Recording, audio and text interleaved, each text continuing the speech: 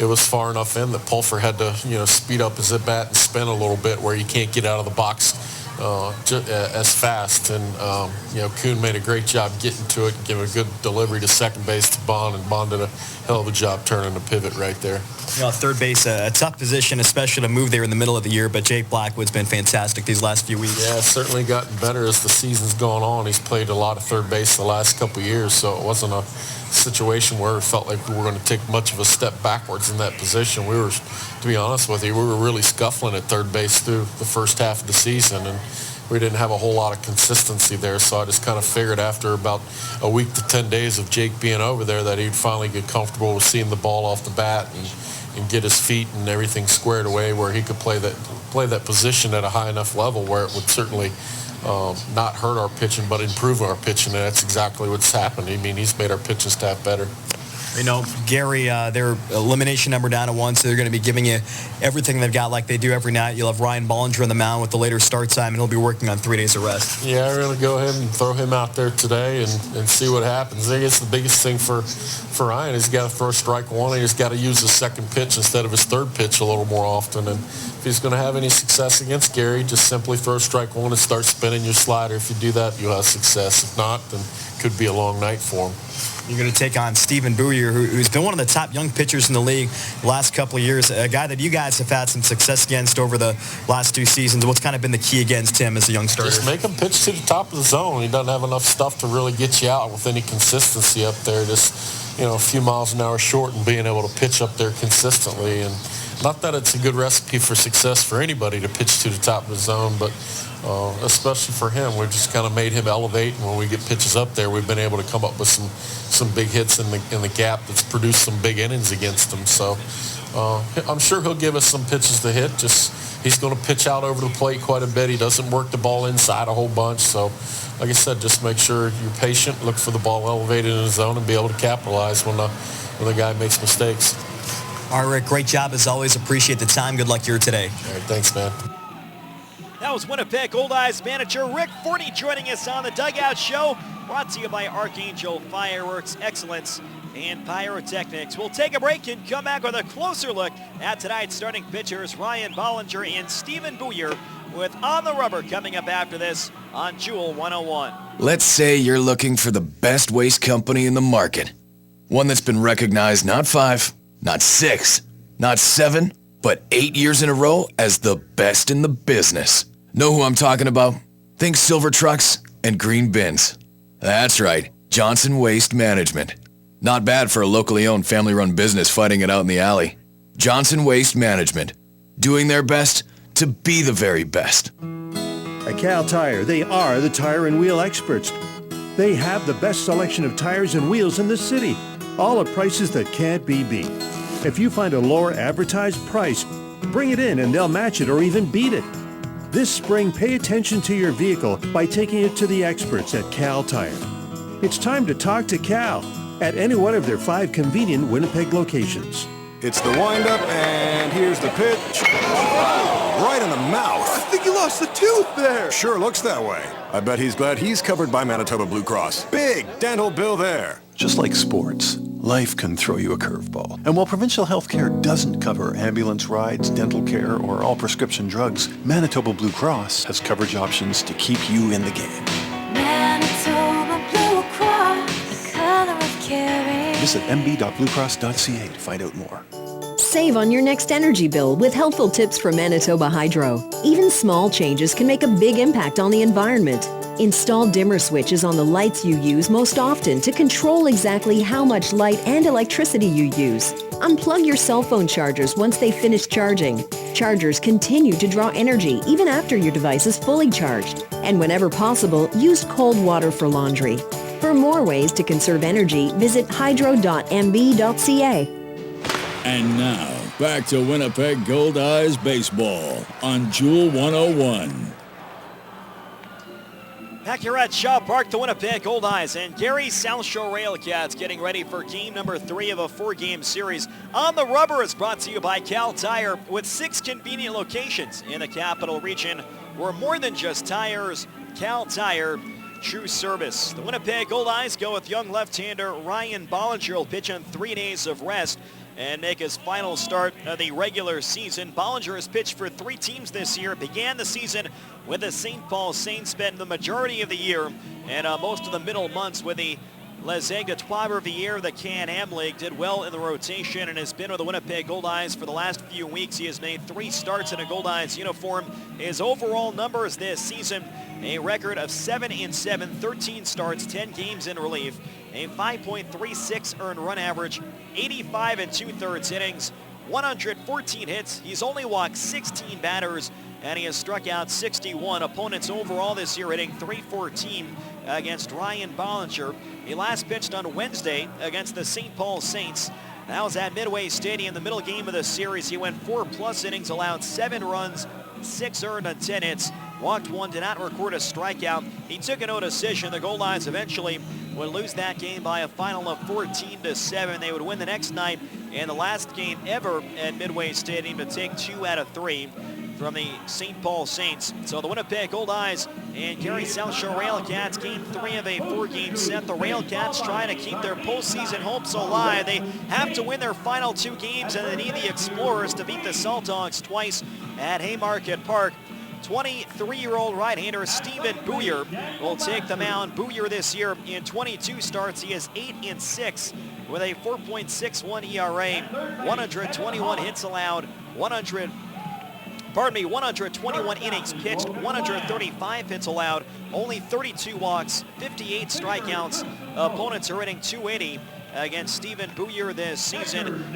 Lifetime against the Winnipeg Goldeyes, the numbers haven't been great. 3 starts, 1 game in relief. He's 0-2 with a 12.56 ERA.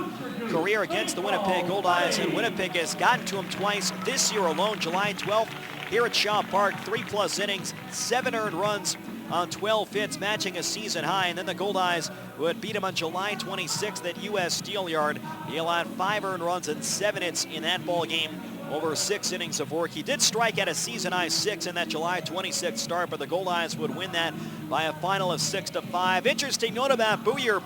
Last year, he was among the top true rookies in the American Association, pitching for the Lincoln Salt Dogs, and he actually made his professional debut in this ballpark June 21st of last year. The Salt Dogs were visiting Winnipeg, and Booyer would throw 1 scoreless inning of relief, his only career relief appearance in his first 2 professional seasons. He would walk 1, strike out 1, and allow 1 base hit. He started against the Goldeyes last July 30th. That was also here in Winnipeg, and he gave up 8 earned runs, which is a career high right now on 13 hits in 4 1/3 innings. Overall, though, he's been a good pitcher. This season, 15 of 22 starts, he has allowed 3 or fewer earned runs, but in 5 of the instances where he has given up 5 or more earned runs this year, just 5 out of his 22 starts, 2 of those have been head-to-head against the Winnipeg Goldeyes. And as you heard from Rick Forney, the key against a guy like Booyer is not necessarily overpowering. Does have a good sinker and curveball combination, force him to pitch to the top of the zone, doesn't have the premium velocity to try and blow the hitters away. And if the Goldeyes are able to do that, then they will look to have similar success against Stephen Booyer to that they have had over the last couple of seasons. So 2 23-year-olds on the mound tonight. Ryan Bollinger and Stephen Booyer. A little bit of sunlight, if you can believe that, is coming over the third base stands. We had rains early this morning and into the afternoon, forcing a delayed start, but we are almost ready to go here at Shaw Park. We'll take one more break, and when we come back, we'll have tonight's starting lineups and first pitch after this on Jewel 101. Thanks for listening to the Winnipeg Goldeyes grown-up pregame show Ride to the Ballpark. Stay tuned. The game is coming up next on Jewel 101. CIBC and the Winnipeg Goldeyes have partnered to fight cancer. On Sunday, October 5th, CIBC and Goldeyes employees, friends, and family will be running in communities across Canada for a future without breast cancer. Shaw Park, the home of the Winnipeg Goldeyes, will be your local run site for the Canadian Breast Cancer Foundation CIBC Run for the Cure. For more information, to register to run or make a donation, go to CIBC.com. Let's run for a future without breast cancer. Join in Sunday, October 5th at Shaw Park. I've always been active, but when I started putting on weight and feeling tired and even avoiding family activities, no one could tell me what was wrong. I was concerned. A friend suggested I see his chiropractor. She developed a plan that involved changes in what I was eating, lifestyle, exercise, and spinal health. Seeing me more active, the rest of my family have started their own plan. Thanks to my chiropractor for making my life better. Manitoba Chiropractors, making life better. This is Goldeyes Baseball on 100.7 CFJL, Jewel 101, Winnipeg. At MTS, we know there are lots of things that can keep you awake at night. But worrying about internet overage charges shouldn't be one of them. With MTS, you get unlimited internet on all our personal plans. So you never have to think about how much data you're using and how much it's going to cost you. Surf, download, and stream all you want for as low as $20 a month for the first 3 months and rest easy. Conditions apply. Visit your nearest MTS Connect store for details. You know, shopping for new clothes really shouldn't lead to an existential crisis. Why? Just why? Find your fit at Sargent Blue Jeans. Choose from your favorite brands like Silver, Levi's, Buffalo, and Dickies. Sargent Blue Jeans carries specialty and hard-to-find sizing with on-site alterations while you wait. You don't have to settle for good enough when you can get the perfect fit. For the best in casual and work clothes, hit a home run with Sargent Blue Jeans, located on the corner of Sargent and Valor. Take me out to the ball game. Take me out with the crowd. Buy some peanuts and Cracker Jack. I don't care if I never get back. Oh, it's root for the whole team. If they don't win, it's a shame. Now it's 1, 2, 3 strikes. You're out at the old ball game. It's time for Winnipeg Goldeyes Baseball on the crystal clear FM airwaves of Jewel 101. Now, let's go to the ballpark for tonight's game. Here's Steve Schuster. From Shaw Park in Winnipeg, Manitoba, you're listening to Goldeyes Baseball, presented by MTS on Jewel 101. Tonight is Game 3 of a 4-game series between the Gary SouthShore RailCats and your Winnipeg Goldeyes. Tonight's starting pitchers for the RailCats, 23-year-old right-hander Stephen Booyer, and for the Goldeyes, 23-year-old left-hander Ryan Bollinger. Well, hi again, everyone, and thanks for tuning in. The Winnipeg Goldeyes and Gary SouthShore RailCats with a bit of a delayed start. We had heavy rains in the Winnipeg area early this morning and into the early part of the afternoon, but the rain has held off. We've actually had a bit of sunshine coming over the stands, and we are set to go here about 4.5 hours beyond the originally scheduled start time of 1:35 this afternoon. Let's take a look at tonight's starting lineup for the Gary SouthShore RailCats, managed by Greg Taggart, who is in his 10th season. Danny Pulfer is the shortstop and leading off. Drew Martinez is in right field and batting second. Zach Mitchell is at second base hitting third. Henry Wrigley is the first baseman and batting cleanup. Josh Romanski is the left fielder hitting fifth. Craig Maddox is the catcher batting sixth. Ryan Babineau is the DH hitting seventh. Wally Backman Jr. is at third base hitting eighth. And Drew Murin is the center fielder and batting ninth. On the mound this evening for the Winnipeg Goldeyes, 23-year-old left-hander Ryan Bollinger, overall 7-7 this year in 13 starts and 10 games in relief with a 5.36 ERA. Those are his combined numbers with the St. Paul Saints, La Zegna Trois-Rivières of the Can-Am League, and the Winnipeg Goldeyes, a team that he is making his fourth and final start with. He joined the Goldeyes from Trois-Rivières in the middle of August. First pitch on the way to Danny Pulfer, a fastball taken just outside. 1 ball and no strikes. Tonight's opening pitch at 6:06 p.m. brought to you by Best Western Plus. The big lefty winds on the 1-0 pitch on the outside corner, 1-1. The Best Western Plus Winnipeg Airport Hotel is Winnipeg's premier event venue. Book your next corporate event, wedding, or conference at the Best Western Plus Winnipeg Airport Hotel. Change up, letter high on the outside edge, and it's 1 ball and 2 strikes. Bollinger is working on 3 days of rest. He last pitched on Wednesday against the St. Paul Saints. That was the middle game at Midway Stadium. He went 4+ innings, allowed 7 runs, 6 earned on 10 hits, 1 walk, no strikeouts, and he took a no decision. Breaking ball misses just low and outside, 2-2. On the All-Star, Danny Pulfer playing shortstop once again. Pulfer 307, 7 home runs, and 60 runs batted in. Grounds the plate, and the pitch hit on the ground foul over towards the RailCats dugout. And it's still 2 balls and 2 strikes. Danny Pulfer followed by Drew Martinez and Zach Mitchell on the top of the first. The RailCats, their elimination number is down to 1 with 2 games left to play. Lincoln will play Sioux City tonight at 7 o'clock. The 2-2 pitch, slap foul on the right field line. That'll slice out of play. And it's still 2-2 on Danny Pulfer. Pulfer 24 out of 78 against left-hand pitching this year, hitting .308. RailCats have done well against lefties, a .299 team batting average against southpaws. Another 2-2. Swinging a tapper, foul to the right side. Late swing and a fastball. A defensive cut, and that one coming off the very end of the bat. So it's still 2 balls and 2 strikes. The skies are mostly cloudy right now, but we mentioned there is some sunlight peering over the third base stands here at Shaw Park. 17 degrees Celsius, 62 Fahrenheit, humidity at 93%, and winds of 10 clicks per hour coming out of the northwest. Another 2-2 to Pulfer, fouled straight back, jammed him inside of the fastball at 86 miles an hour. Danny Pulfer having the classic RailCats at bat. He has fouled off 4 consecutive 2-strike pitches, and this will be the 9th one coming up from the left-hander Ryan Bollinger. Bollinger faced the Gary SouthShore RailCats a couple of times early in this season out of the bullpen when he was still with the St. Paul Saints. Another 2-2. Swinging a ground ball behind the bag at third. Picked up by Blackwood. Those across the diamond, and it's scooped out by Casey Harther. Nice pick in the low throw. 1 away here in the first inning. The RailCats starting lineup brought to you by Lazy Boy Furniture Galleries. Fans, when you visit the Sky Suite level at Shaw Park, make sure to stop and relax in one of 3 Lazy Boy comfort zones. Each Lazy Boy comfort zone is fully furnished with the latest Lazy Boy sofas, love seats, coffee tables, and their world-famous recliners. The Winnipeg Goldeyes would like to thank Lazy Boy Furniture Galleries located at 1425 Ellis Avenue for their support. Lazy Boy Furniture Galleries, live life comfortably.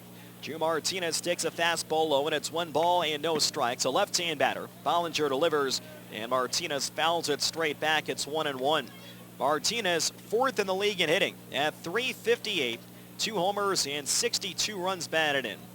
Another one of the RailCats All-Stars. In fact, when you combine Henry Wrigley, he was an All-Star with the St. Paul Saints, the first 4 hitters in the RailCats lineup were All-Stars this season.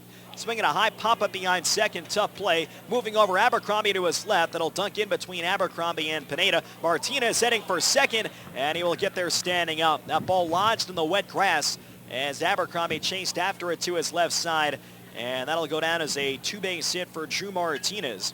So a runner on second and 1 man down. The outfield is very soggy. The infield a bit wet as well, but there is some extra water around different portions of the outfield, most notably in shallow left center and also out in right field, which is generally where the grounds crew will dump the tarp off. The tarp was on the field up until about 5:30 this evening. Zach Mitchell, the second baseman, stepping up. The All-Star second baseman for the North was unable to participate due to injury, hitting .266 on the year, 1 homer and 48 runs batted in. Martinez a short lead on second, but he runs well. Fastball misses just low and outside. It's 1 ball and no strikes. Tonight's umpires, Randy Wilmus is behind the plate. Joe Stegner is at first, and Bobby Feaster is at third base. It is the 10th time the Goldeyes have had Randy Wilmus behind the plate this season. 1-0 pitch, fastball low and inside, 2-0. Talked about this just last week when the Goldeyes had Randy Wilmus in a previous series. You should roughly have every umpire about 5 to 6 times over the course of the year. 18 in the American Association, not counting the interleague games. The 2-0 pitch, fastball high and inside for ball 3. This is the 10th time in 99 games. A little over 1 out of every 10 that Randy Wilmus has been behind the plate for a Goldeyes game.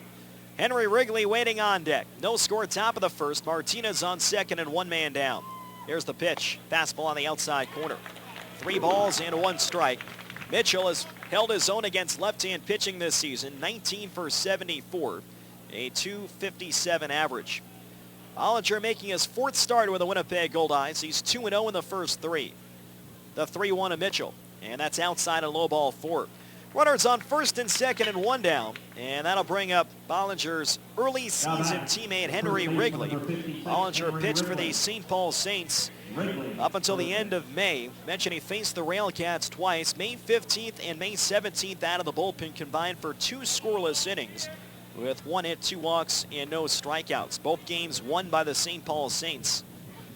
Henry Wrigley stepping up. Wrigley, who spent most of the year as a DH and third baseman for the Saints, has played first over the last week plus since the RailCats acquired him for 2 players to be named later. Wrigley, .296 for the year, 16 homers, tied for 8th in the league, and 77 runs batted in. Those are tied for 3rd.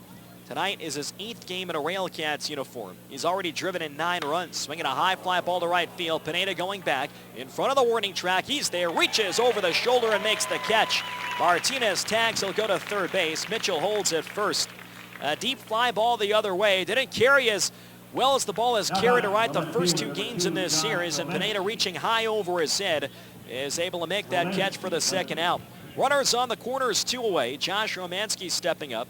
Romanski, a couple of hits last night, 304 in the season, 7 home runs and 58 runs batted in.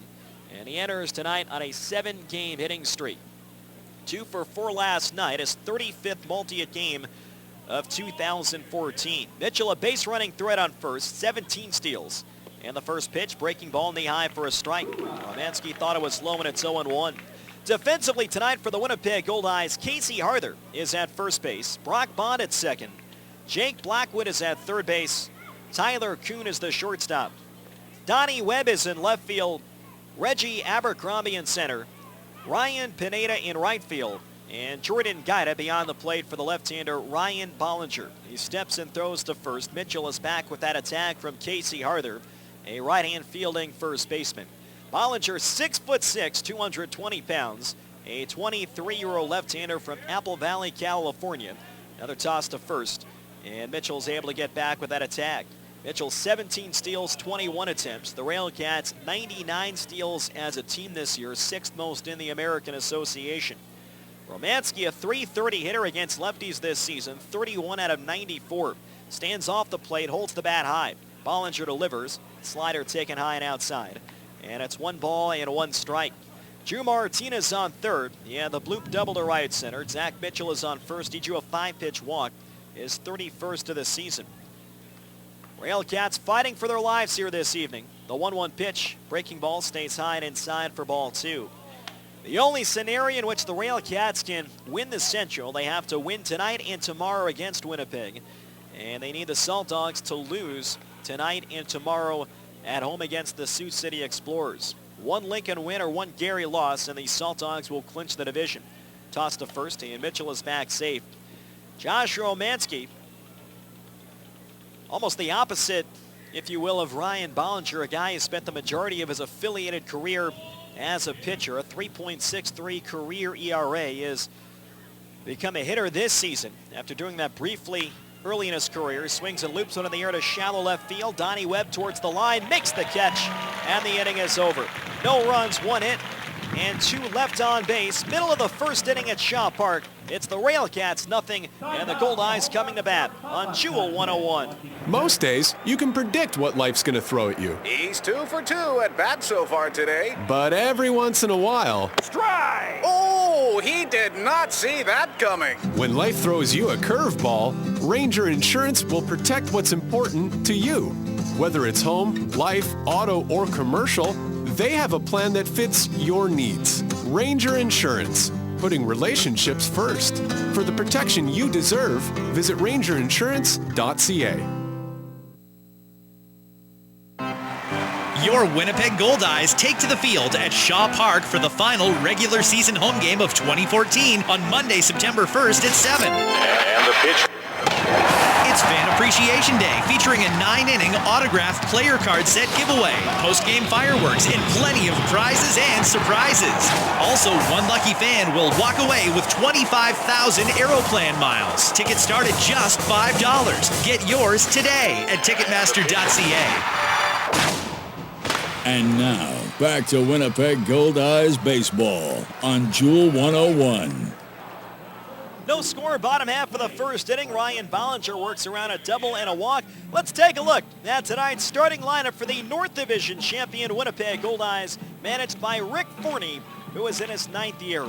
Brock Bond is at second base and leading off. Jake Blackwood is at third base and batting second. Tyler Kuhn is the shortstop hitting third. Casey Harther is the first baseman and batting cleanup. Reggie Abercrombie is in center field hitting 5th. Donnie Webb is the left fielder hitting 6th.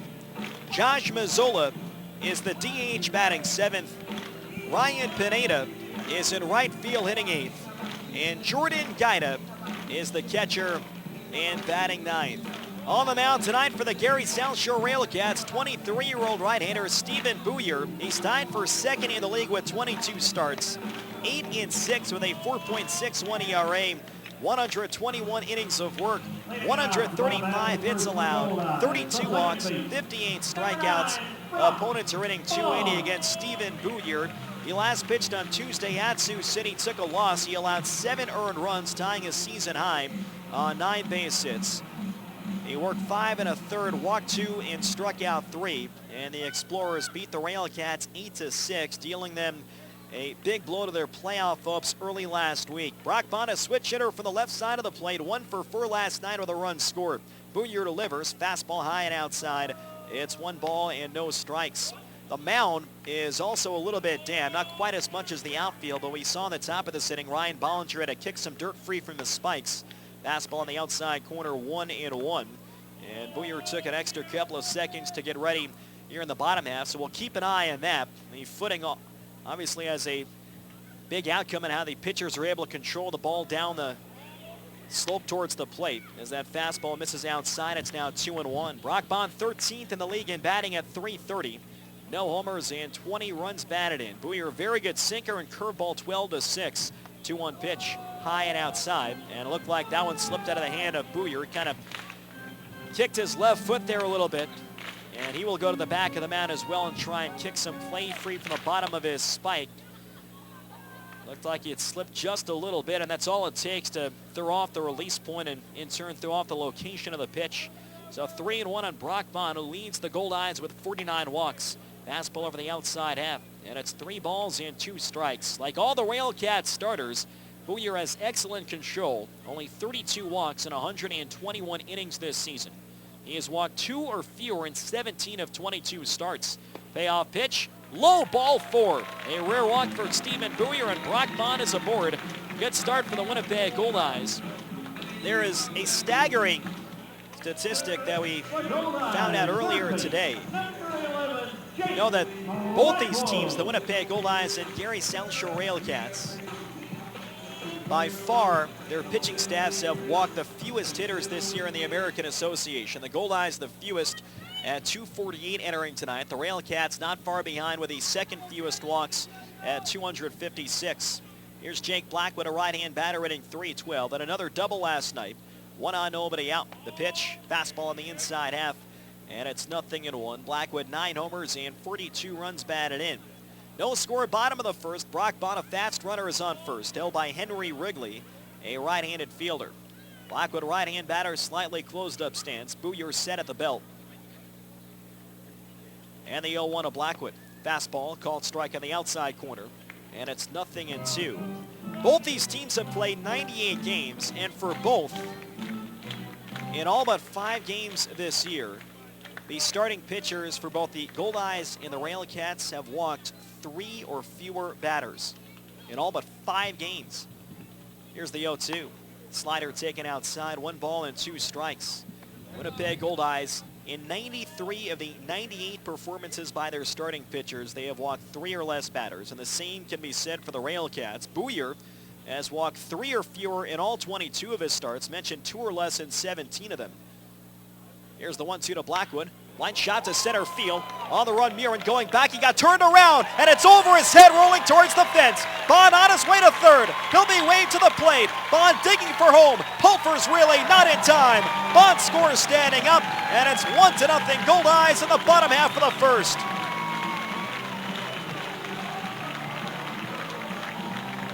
Jake Blackwood crushes a double over the head of Drew Murin in straightaway center field. It scores Brock Bond all the way from first base. And Winnipeg is off to a quick start. Blackwood's 43rd RBI of the year, and he doubles for a 3rd consecutive game.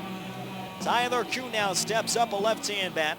Kuhn is tied for 2nd in the league in hitting at .361. Still no one down. Blackwood on 2nd. The corners pinch in. Wally Backman Jr. at 3rd base and Henry Wrigley at 1st. Here's the set from Booyer and the pitch. Fastball low and outside, 1 ball and no strikes. Kuhn on the year, 370 with runners in scoring position. He has been arguably the most consistent player in the American Association, not just the Goldeyes this season, offensively and defensively. Here's the 1-0 pitch. Breaking ball taken low and outside, gets stopped by Craig Maddox. It's now 2 balls and no strikes. Tyler Kuhn for the last month or so has been hitting in the 3-hole. He spent the first couple of months of the year hitting leadoff, and he has done equally well in both spots. Runner on second, nobody out, bottom of the first. The 2-0 pitch, and that's a fastball catching the outside edge. 2 balls and 1 strike.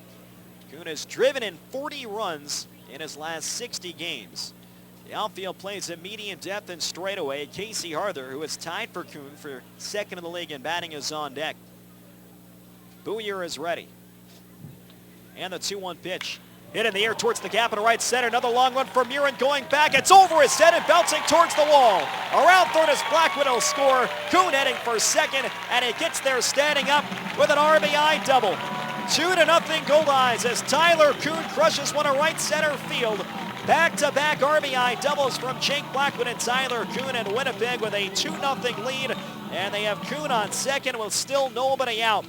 Casey Harther will step up defensively tonight for the Gary SouthShore RailCats. Henry Wrigley is at first base. Zach Mitchell is at second. Wally Backman Jr. at third base. Danny Pulfer is the shortstop.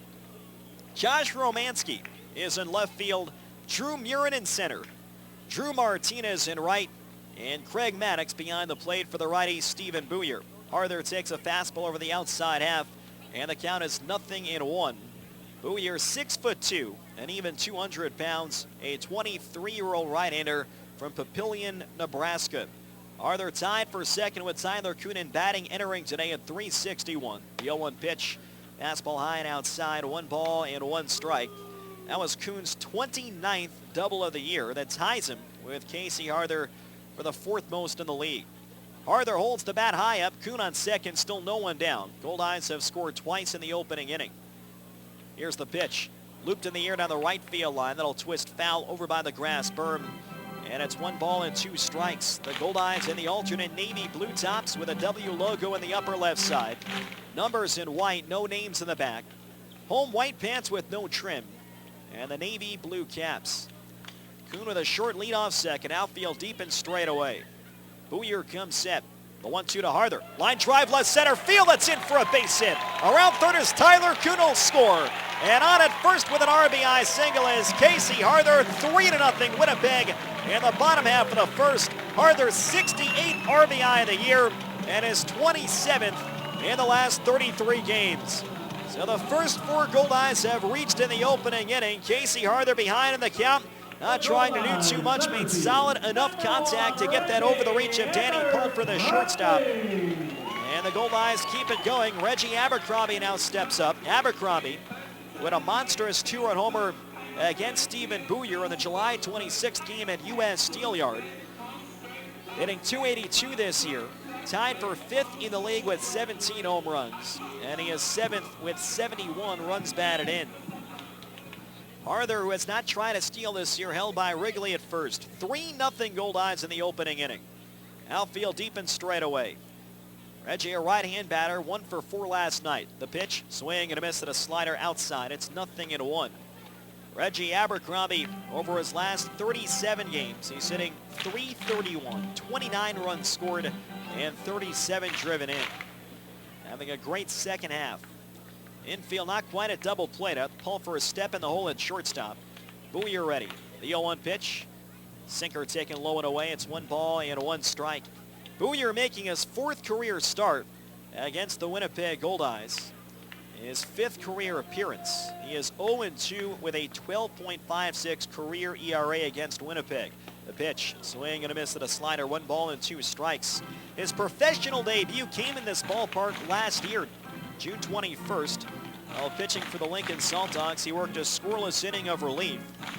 But in the 3 starts prior to tonight that Booyer has made against the Goldeyes, he has allowed 5 or more earned runs in all 3. And he has already given up 3 here in the bottom half of the first. 1-2 on Abercrombie. Now the pitch. Curveball popped in the air, foul to the right. That'll reach the crowd. And it's still a ball and 2 strikes. The RailCats are in their traditional road gray uniforms, with the RailCats logo in the upper left side. Names and numbers in forest green in the back. Matching gray pants with a forest green trim. And they have the 2 color caps tonight. Forest green on the tops, and the bills are the purple color. Curveball, grounded to the left side. Moving in front is Backman. He scoops those to first. It's in time to get Abercrombie, and Harther will advance to second base. Nice play in the wet grass. A very tough short hop. Wally Backman Jr. charging in, and a reach down. Was able to pick it up, and he just nailed Abercrombie at first. So there's 1 away, a runner in scoring position. Donnie Webb now stepping to the plate. Webb, a switch hitter from the left side, hitting .291, 10 homers, and 49 runs batted in. Goldeyes 3, RailCats nothing in the bottom half of the first. Wally Backman Jr. even with the bag at third base. Booyer set third base side of the first pitch to Webb. Swinging a high fly ball towards the left field line. Romanski back a couple of steps. He's there in front of the warning track, makes a 2-handed catch. 2 outs here in the bottom of the first. Josh Mazzola, who had the big 2-run homer in the second inning last night, stepping to the plate. Mazzola, the DH, after playing right field in last night's contest, a 4-1 Goldeyes win. Gary SouthShore, knowing that this is an absolute must-win game, they already have a right-hander warming up in the bullpen behind Stephen Booyer. Mazzola now hitting .263 in the year. He's tied for 11th in the American Association with 15 home runs, and he ranks 12th with 66 runs batted in. The first pitch, fastball misses down low. 1-0 on Josh Mazzola. Mazzola in his last 63 games, he has hit 13 of his 15 homers and driven in 54 of his 66 season runs batted in. Outfield plays him a half step the other way. Right-hand batter, wide open stance. The 1-0 pitch, fastball on the outside corner. It's 1 ball and 1 strike on Josh Mazzola in his 3rd year with the Winnipeg Goldeyes. 3 runs, 3 hits, and 1 error for the Goldeyes. No runs, 1 hit, and no errors for the RailCats. Booyer brings the hands together. He looks at second in the 1-1, swinging a pop-up foul to the right side. It's now 1 ball and 2 strikes. Booyer, born and lives in Papillion, Nebraska. He was 3-8 last year for the Salt Dogs as a true rookie, but really deserved a better fate. His ERA was just 3.90. Pitching in a homer-friendly ballpark in Lincoln, Haymarket Park, home of the Salt Dogs. And to do it at 22 years old, facing a lot of high minors and former Major League ball players. Curveball low and outside, 2-2. Booyer was in the running for Rookie of the Year last season. This year, in his first full year professionally, 22 starts, a winning record at 8-6. A very respectable ERA of 4.61. The Goldeyes have gotten to him early tonight. Here's the 2-2 pitch. Fastball misses low and outside. 3-2 on Josh Mazzola. Ryan Pineda hitting 8th. Jordan Guida doing the catching for Luis Allen tonight is hitting in the 9-hole. So Pineda is on deck. The runner on second is Casey Harther. There's 2 outs. 3-0 Goldeyes, bottom half of the first. Mazzola chokes up a bit. Booyer comes set on the payoff pitch. Fastball just outside, ball 4. Not a bad pitch by Stephen Booyer. And Booyer, who we mentioned, has walked 3 or fewer in every start this year and 2 or fewer in 17 out of 22 starts. Has now walked 2 in the opening inning. And that is going to send Dennis Pelfrey out to the mound to have a talk with the right-hander Stephen Booyer. So it's first and second and 2 outs. Randy Wilness, who is behind the plate, mentioned for a 10th time in a Goldeyes game this year, has been a pitcher-friendly umpire his first season in the American Association. He has averaged 2.48 strikeouts for every walk. That is well above this season's league average of 1.85. Last 3-2 pitch looked close. Booyer and Craig Maddox thought they had strike 3, but Mazzola showed off good discipline to work out the walk, his 26th of the year. First and second, 2 away. Ryan Pineda, the right fielder, stepping up. Pineda made a nice catch on Henry Wrigley in the top of the inning. Pineda 276, 5 homers, and 31 runs batted in. Arthur, the runner on second base. Mazzola, the runner on first. The right-hander continues to get ready in the RailCats bullpen. Ryan Pineda crowds the plate, a deep crouch, and the feet spread wide apart. Booyer ready at the belt. Here's the first pitch. Fastball on the outside corner. 84 miles an hour on the Shaw Park radar gun. It's no balls and 1 strike. Pineda, for a second straight year, has done well in this situation. 2 outs and men in scoring position. 8 for 23, a .348 average. He had .364 in that situation last year between Fargo and Grand Prairie. Fastball, that one's down low. 1 ball and 1 strike. Goldeyes 3 runs in the inning. RBI doubles from Jake Blackwood and Tyler Kuhn, and then an RBI single from Casey Arthur. Booyer would record a couple of outs before issuing the 3-2 walk to Mazzola. First and second, 2 away. And the 1-1 of Pineda. Swinging a ground ball towards the middle. Pulfer reaches. He's got it. Has to go the long way to first. Makes the throw. Wrigley with a stretch, and they say he kept his foot in the bag. Very close play. Pineda said he came off. And they will rule Pineda out as Pineda has a brief argument with first base umpire Joe Stegner. It looked like Wrigley came off the bag. Can't tell for sure. The Goldeyes do get 3 runs. There were 3 hits and 2 runners left on base. End of 1 at Shaw Park. It's 3-0 Goldeyes and Jewel 101. I'm off to the UPS store.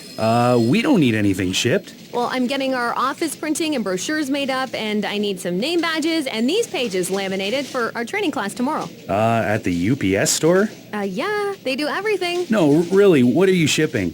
Copy, print, ship, and more at the UPS store.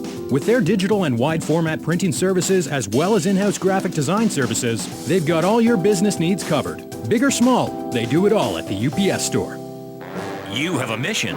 Make summer yours. Master the lawn, own the barbecue, and make the yard into your own private kingdom. And you'll find everything you need to complete this mission at Rona, your destination for all home improvement and renovation needs. Building materials, barbecues, lawnmowers, patio furniture. The only thing you need is imagination and a little know-how. And if you need help in that department, the experts at Rona are available to give you the best tips on your home improvement projects. Rona Home and Garden. What's your next project? Visit Rona.ca.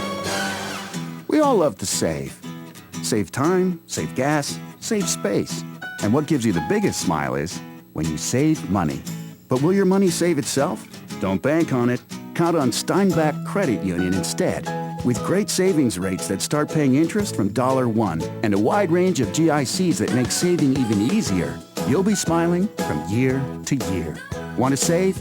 Talk to SCU, because we're taking care of the world's most important money, yours.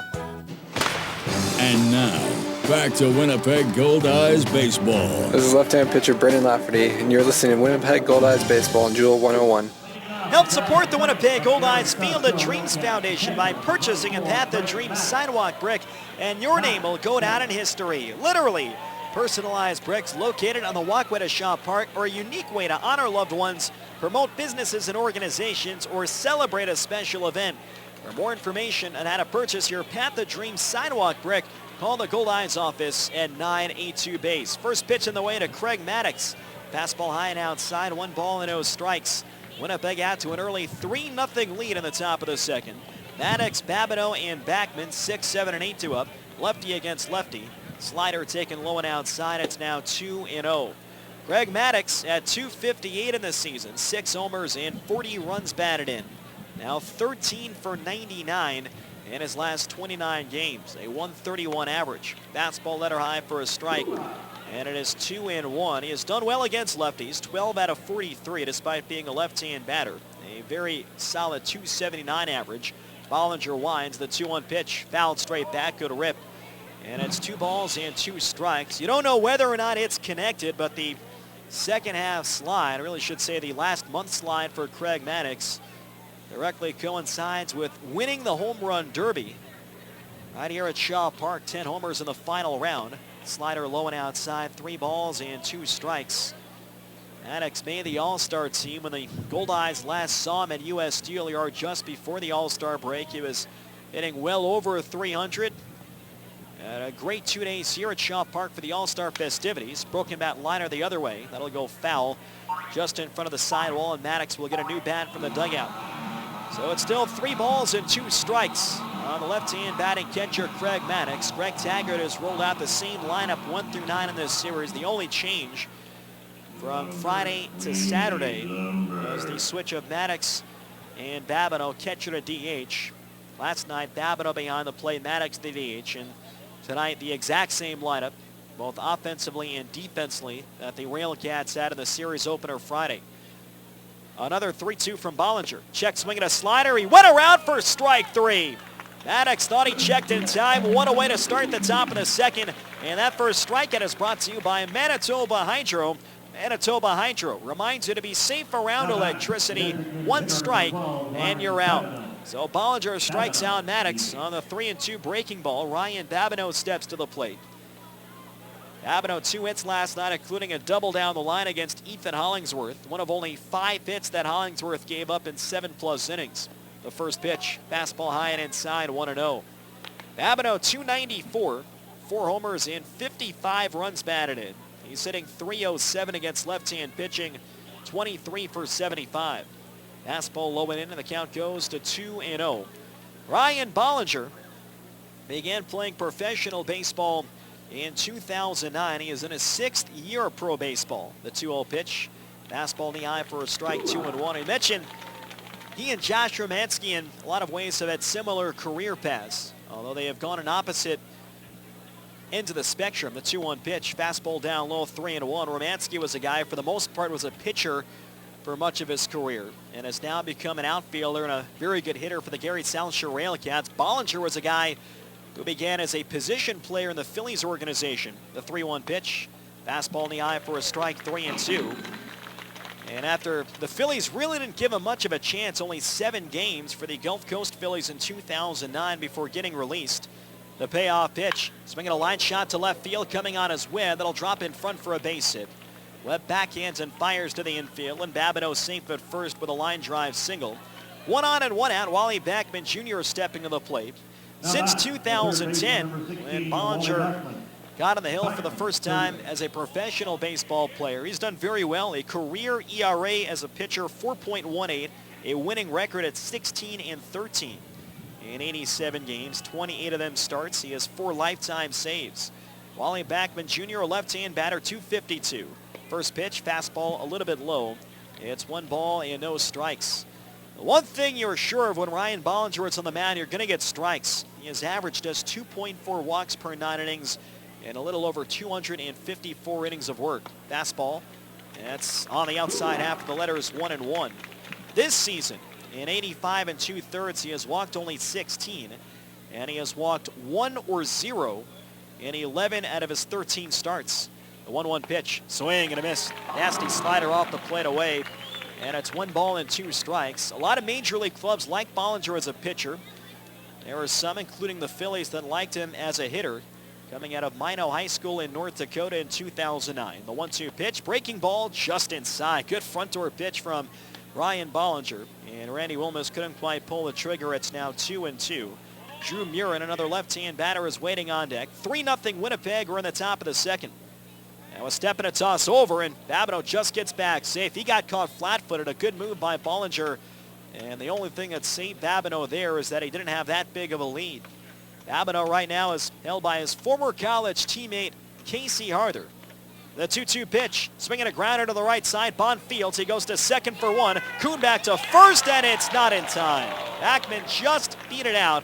Good effort, though. It's going to be tough to get 2. That was hit slowly off the hands of Backman's bat. Brock Bond arranging to his left, picked it up. He got the throw to Tyler Kuhn. That forced out Ryan Babineau. And the Goldeyes will settle for the forced play of the lead runner. And Backman is safe at first on a fielder's choice. Drew Murin stepping to the plate.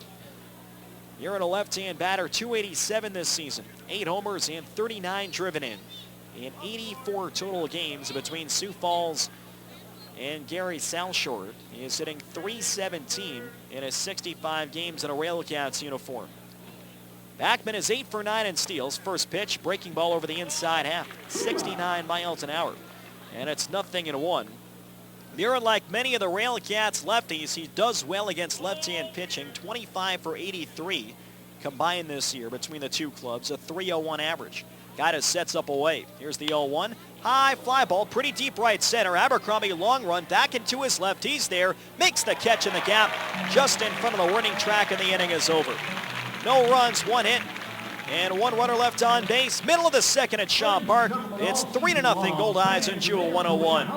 Hey, you're looking red and shiny today. It's just the burger sweats, babe. That's not normal. Nah, it's cool. I read the nutrition fact things like you said. I've got enough sodium for like 3 days. It's easy to make the healthy choice at Jugo Juice. Jugo Juice smoothies are made with real fruit and veggies, 100% fruit juice with no added sugar, and no sorbet fillers or purees. So whatever you order, it's loaded with the good stuff. Stop by Jugo Juice at Shaw Park or Polo Park. Princess Auto is for the real men. Men who like to get their hands dirty. Men who like to work from the ground up and use the best tools and equipment for the job. Real do-it-yourself men who know an air filter from a fuel pump. Men who walk into Princess Auto and feel like a kid in a candy store. Princess Auto. Everything a man needs to get the job done right. A unique world of equipment, tools, and more. Visit PrincessAuto.com for sales, specials, and more. The rebates are back! The rebates are back! What? The rebates from Reliance Superior Heating and Air Conditioning are back, and I'm not missing out on the great savings this year! The rebates from Reliance are back by popular demand. Right now, when you buy a high-efficiency Lennox furnace and air conditioner from Reliance, you get $2,000 back in rebates. Call Reliance Superior Heating and Air Conditioning now at 204-697-5666 or hurry over to RelianceSuperior.ca today. Some conditions apply. And now, back to Winnipeg Goldeyes Baseball. This is Chris Salamini, and you're listening to Winnipeg Goldeyes Baseball on Jewel 101. For all Goldeyes home games this season, when the Goldeyes win, all fans in attendance win a Winnie Dog thanks to Salisbury House. If the Goldeyes win tonight, you can take your game ticket to any of the 7 Sal's Express locations to receive a free Winnie Dog with a purchase of fries. The offer is valid for 7 days following the win, courtesy of Salisbury House. One offer per ticket, per person, per visit, not valid at Shaw Park. We go to the bottom half of the second inning. The Winnipeg Goldeyes have a 3-0 lead, and Greg Taggart in desperation has gone to the bullpen. Right-hander Kagan Hopkins will take over for Stephen Booyer, done after 1 inning. Booyer allows 3 runs, all earned. There were 3 hits. He walked 2. Did not record a strikeout and threw 33 pitches. So Kagan Hopkins will take over in a long relief role. And the Goldeyes set up 9-1-2. Jordan Guida, Brock Bond, and Jake Blackwood leading 3-0 in the home second. Hopkins from the windup in the first pitch. Fastball on the outside corner. It's no balls and 1 strike. The pitching change is brought to you by Johnson Waste Management. Call 452-0909. Here's the 0-1 pitch. Swing and a miss at a changeup down low, and the count goes to 0-2. Kagan Hopkins 4-3 in 29 games this year, 25 in relief, a 3.94 ERA, 61 2/3 innings pitched, 65 hits, only 15 walks, 46 strikeouts. Opponents are hitting .267. Breaking ball outside and low. It's now 1-2 on Jordan Guida. Guida .265 this year, 2 homers and 10 driven in. He's 7 for 18 in his last 6 games with a plate appearance, a .389 average. Another Goldeyes hitter having a strong finish to the season. Here's the 1-2 from Hopkins. Swinging a line shot off his back. It rolls to the hole. Backman won't be able to get it. And now they've got to hope that Kagan Hopkins is all right. Guida will be safe with the infield single.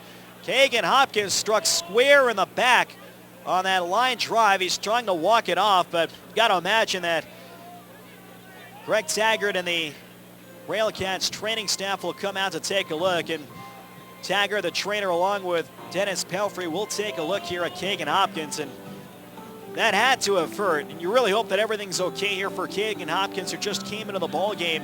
Jordan Guida barreled up a 1-2 pitch, and Hopkins, his back was facing the plate. That's just kind of how he falls off the mound after delivering the pitch, and there was no chance for him to get out of the way.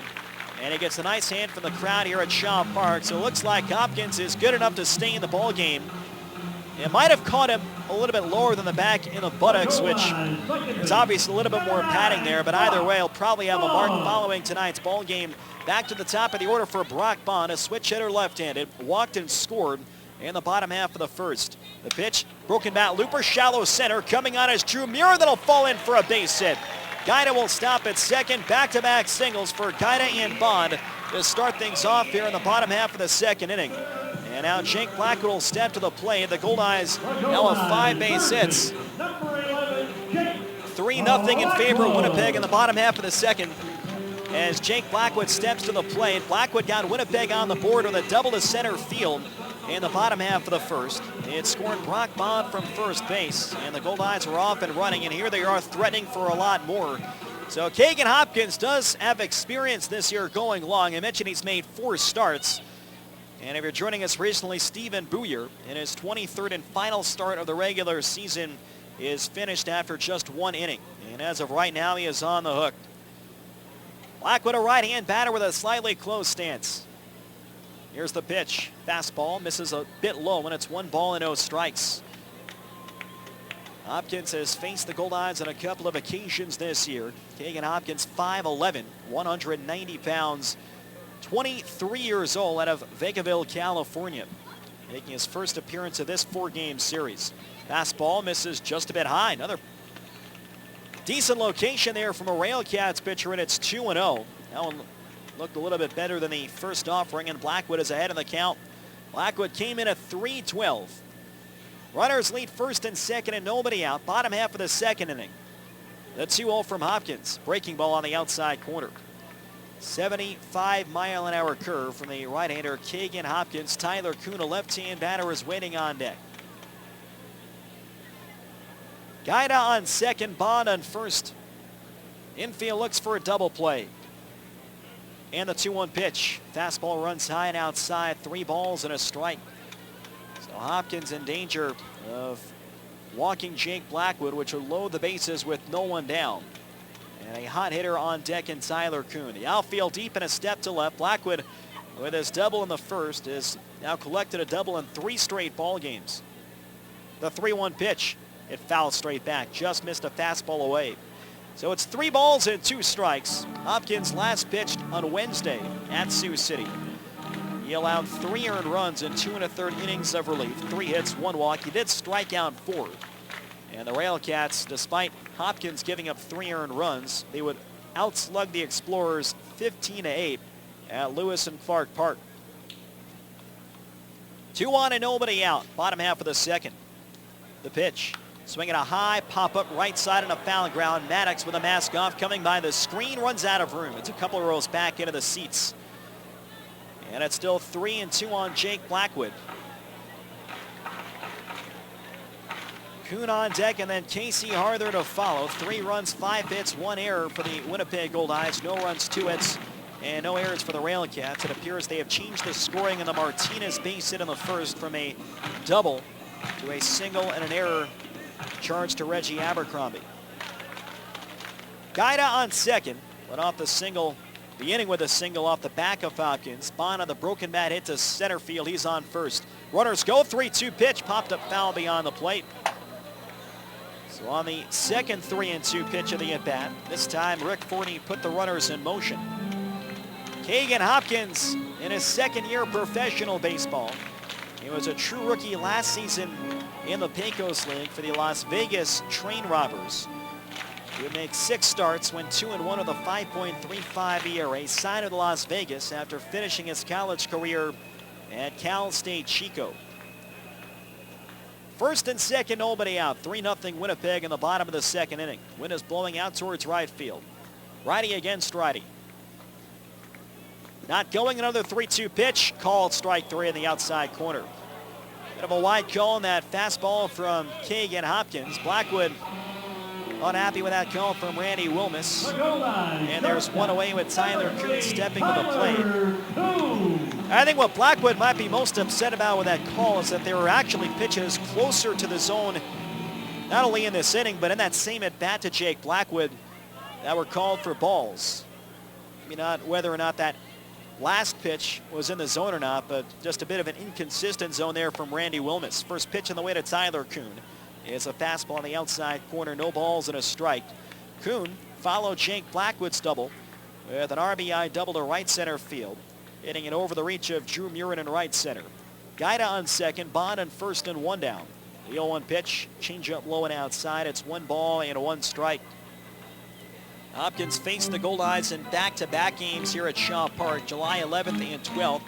He worked 4 innings, allowing a total of just 1 earned run. He did not face the Goldeyes in the series just before the All-Star break. He was on the disabled list during that time. A look at second on the 1-1 to Kuhn. Swinging a pop-up to the left. Infield fly rule should be invoked. Backman waved off by Pulfer. Kuhn is automatically out, and Pulfer makes the catch for good measure. The runners will hold first and second base. So officially, Kuhn retired of the infield fly rule. Casey Harther stepping up at an RBI single in the bottom of the first to give Winnipeg a 3-0 lead.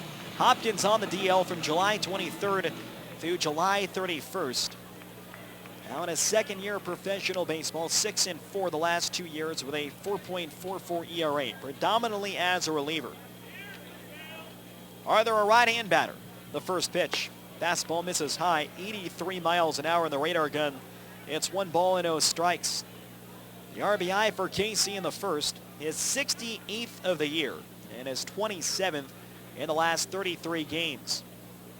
Goldeyes 3, RailCats nothing in the last of the second. Game 3 of a 4-game series and the penultimate game of the 2014 regular season. 1-0 pitch, swing and a miss. Good fastball located away. It's now 1 ball and 1 strike. Arthur on the year, 348 with the runners in scoring position. The runners lead on first and second base. Hopkins ready above the belt. The pitch, breaking ball way outside. Good stop by Maddox to keep that in front. So Guida holds at second base and Brock Bond holds at first. Kagan Hopkins in a long relief role. His last start came on August 17th at Kansas City. Pitched well, he took a no decision. Allowed 4 earned runs in 6 innings. And those 6 innings match a season high. He had worked 6 in his previous start. That was on August 11th against Sioux City at U.S. Steel Yard. 2 on, 2 out, bottom of the second. Hopkins trying to get out of what was once a first and second no-out situation. Casey circles the bat a couple of times. Holds it high above his head. Hopkins getting the sign from Craig Maddox. Maddox sets up away. Now a turn and a look at second base. Nothing doing with Jordan Guida. Neither Pulfer, the shortstop, or Mitchell, the second baseman, came in to try and receive a throw. So Hopkins just trying to keep Guida honest and protect against a potential play at the plate. RailCats have good arms throughout their outfield. The 2-1 to Casey Harther. It foul off to the right side. And it's now 2 balls and 2 strikes. Josh Romanski, a former pitcher, with a great arm in left field. Drew Murin this year, 10 outfield assists. Those are tied for second in the American Association. And Drew Martinez has a good arm in right field. So Hopkins circles from the backside of the pitcher's mat at Shaw Park, climbs to the top. 2-2 on Casey Harther. Reggie Abercrombie on deck if Harther can extend the inning. Hopkins is ready. The 2-2 pitch, swinging a ground ball towards the hole, tough play. Backman snags it, turns those low to first. Wrigley scoops it out, and the side is retired. Hopkins gets out of trouble in the second. No runs, 2 hits, and 2 left on base. And at the end of 2 innings here at Shaw Park, 3-0 Winnipeg on Jewel 101. Hi, this is Ivan Saper, owner of Saper Agencies. We offer personal, business, automobile, and travel health insurance. But it's how we sell that makes us different. We strive to remain on the cutting edge of technology and product innovations. We promise you quick, efficient, and effective solutions and 100% satisfaction. See us today, and we'll find you the right solution at the right price. Remember, your best insurance policy is our experience. Saper Agencies, 2188 McPhillips. Call 694-6787. This is Goldeyes Baseball on 100.7 CFJL, Jewel 101, Winnipeg. Summer in Manitoba sizzles all over the place, from our great beaches to our great ballpark, and especially at Goldeyes Grill, where they sizzle up some of the best hot dogs you've ever tasted. Diamond Dogs, the official hot dog of the Goldeyes, custom made by Winkler Meats. Diamond dogs are naturally smoked, gluten and allergen-free, and made with quality ingredients that deliver full flavor every bite. Try them in the game or pick them up at your local grocer. Diamond Dogs from Winkler Meats. Product quality is their tradition. I'm off to the UPS store. We don't need anything shipped. Well, I'm getting our office printing and brochures made up, and I need some name badges and these pages laminated for our training class tomorrow. At the UPS store? Yeah, they do everything. No, really, what are you shipping? Copy, print, ship, and more at the UPS store. With their digital and wide format printing services as well as in-house graphic design services, they've got all your business needs covered. Big or small, they do it all at the UPS store. And now, back to Winnipeg Goldeyes Baseball. This is Ryan Pineda, and you're listening to Winnipeg Goldeyes Baseball on Jewel 101. Hey fans, next time you're at a Goldeyes game, bring along a non-perishable food item for donation to Winnipeg Harvest. Collection bins are located at every ballpark entrance. Peek in the market, and the Goldeyes encourage all listeners to help those in need. Top of the third, 3-0 in favor of Winnipeg. Game 3 of a 4-game series against the RailCats. First pitch to Danny Pulfer, the leadoff man. Is a fastball on the outside corner at the knees. It's 0-1. Pulfer, Martinez, and Mitchell. Pulfer had a 9-pitch at bat to lead off tonight's game before he grounds it out to Jake Blackwood at third base. The 0-1 pitch, line shot towards center field. That'll fall in front of Abercrombie for a base hit. Danny Pulfer with a clean single to center leads things off.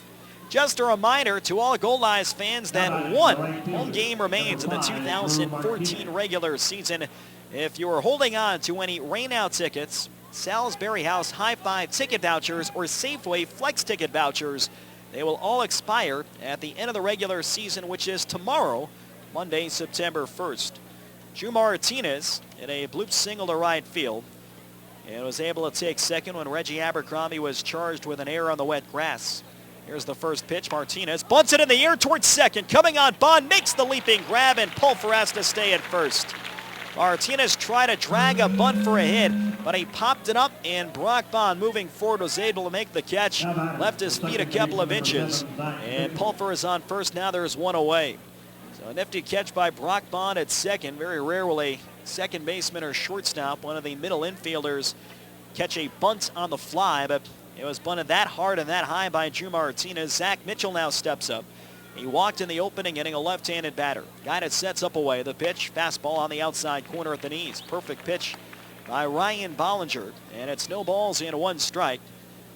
Well, after the Phillies didn't give Bollinger much of a chance as a hitter, just 7 games in 2009. He tried his hand at pitching beginning in 2010 for the Windy City Thunderbolts in the Frontier League.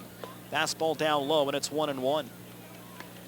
He made 6 scoreless appearances for Windy City, totaling 5 innings. Caught the attention of the nearby Chicago White Sox. They would purchase his contract, and he ended up spending 3 good years in the White Sox system. Toss over to first, and Pulfer is back standing up. Pulfer with some speed, 8 steals, although he's also been caught 8 times on the year. A 50% success rate. The 8 caught stealings are tied for 5th in the American Association. 1 on and 1 out, top of the third. The pitch, breaking ball ripped foul into the seats. 1 ball and 2 strikes. Bollinger, a breaking ball, left it up, but it was on the inner half, and Mitchell was way out in front. Zach Mitchell on a 9-game hitting streak, 14 for 38, a .368 average. His season average at .266. Outfield plays him shallow and well towards the left field line. 3-0 Goldeyes in the top of the third. A step and a toss to first, and Pulfer is back standing up. Bollinger has done a good job holding base runners in his career. Opposing base stealers have been thrown out 33% of the time with Bollinger on the mound. Blackwood off the line at 30 plays even with a bag against the left-hand batting Zach Mitchell. Here's the 1-2 pitch. Hit on the ground on the right side. Bond fields. He'll go the short way over to first in time to get Zach Mitchell. Pulfer advances to second. And now there's 2 men down. Similar to the ground ball that was hit by Wally Backman Jr. in the second. And you hear it a lot about situational hitting. Trying to get guys in from third base in less than 2 outs, utilizing a ground ball at the infield's back or a deep fly ball to try and use the sacrifice fly. Right there, that's good situational fielding by Brock Bond. Knows the Goldeyes, they're up by multiple runs And rather than trying to force the issue and making a tougher throw and turning his body to second, he gets the easy second out in Zach Mitchell, and Bollinger still has a chance to get out of the inning. Henry Wrigley steps up, and he takes a slider over the outside corner for a strike. The count is 0-1. Pulfer on second and 2 outs. Wrigley hit a deep fly ball to right in the top of the first, but Ryan Pineda made a reaching grab over his left shoulder. 3-0 Winnipeg, top of the third here at Shaw Park. Infield pulled to the left side. Blackwood almost on top of the line, and Kuhn is way in the hole. Fastball just outside, 86 miles an hour. It's 1-1. Wrigley's combined numbers against left-hand pitching this year, .319, 23 for 72. Tall right-hand batter stands way off the plate, resting the bat on his right shoulder. Here's the 1-1 pitch. Fastball low and away. It's 2 balls and 1 strike. Spent most of this year with the St. Paul Saints. Made the All-Star team with the Saints. Participated in the Home Run Derby here at Shaw Park. It was Wrigley who broke up the South Division's no-hit bid in the All-Star game with an infield single. Swinging a foul straight back, and the count goes to 2-2. 3 runs, 5 hits, 1 error for the Goldeyes. No runs, 3 hits, and no errors for the RailCats. Goldeyes outfielder Donnie Webb would later hit a double, and those were the only 2 hits that the North would put together against the 9 different South pitchers who won the All-Star game 7-0. Pulfer on second, 2 away. The 2-2 from Bollinger, swinging a line drive foul outside of third. A big breaking ball from Bollinger clocked at 70 miles an hour, and Wrigley was out in front. Wrigley hitting .400 with 2 outs and men in scoring position this year, 22 for 55. He could get the RailCats back within 1 run here with 1 swing of the bat. Outfield plays him deep and a step to left. Another 2-2. Swinging a line drive over Bollinger's head, a base hit through to center field. Pulfer rounding third will score. A 2-out RBI single to center field for Henry Wrigley, and the RailCats cut the lead of 3-1 in the top half of the third. So on 2-2, Wrigley with a hard liner. Ryan Bollinger had a duck and selling preservation to avoid getting hit. And Wrigley will pick up his 78th RBI of the year, 3rd most in the league, and it's his 10th in just 8 games since joining the Gary SouthShore RailCats. Now the tying run is at the plate, and Josh Romanski, a left-hand batter. Romanski 0 for 1. He flied out to left field for the final out in the top of the first. The pitch, breaking ball knee high for a strike, 0-1. So Ryan Bollinger, pitching on 3 days of rest, has had good command of that breaking ball, both to lefties and righties. 3-1 Goldeyes. We're in the top of the third inning. Wrigley not a fast runner, getting an average lead at first base. The 0-1 pitch, hit on the ground to the right, big hop, fielded by Casey Harther, steps on top of the bag, and the inning is over. The RailCats get 1 run. There were 2 hits and 1 left on base. Middle of the third inning at Shaw Park. It's 3-1 Goldeyes on Jewel 101. Salisbury House has hit a home run with the introduction of their new premium fresh cut fries by Cavendish. Available at all 7 Salisbury House family and 7 Sal's Express restaurants and Shaw Park too. They will remind you of the taste and quality when Mom made them at home. So swing into Sal's for their new fresh cut fries on every platter. Ask about Goldeyes vouchers redeemable for free tickets to Goldeyes home games, compliments of Salisbury House. Your house, your food, your way. When's the last time your bank gave you a great big kiss when you walked through the door? Excuse me? That's what they do at Sonova Credit Union. Their DOG, Director of Greetings, is a St. Bernard who welcomes all members.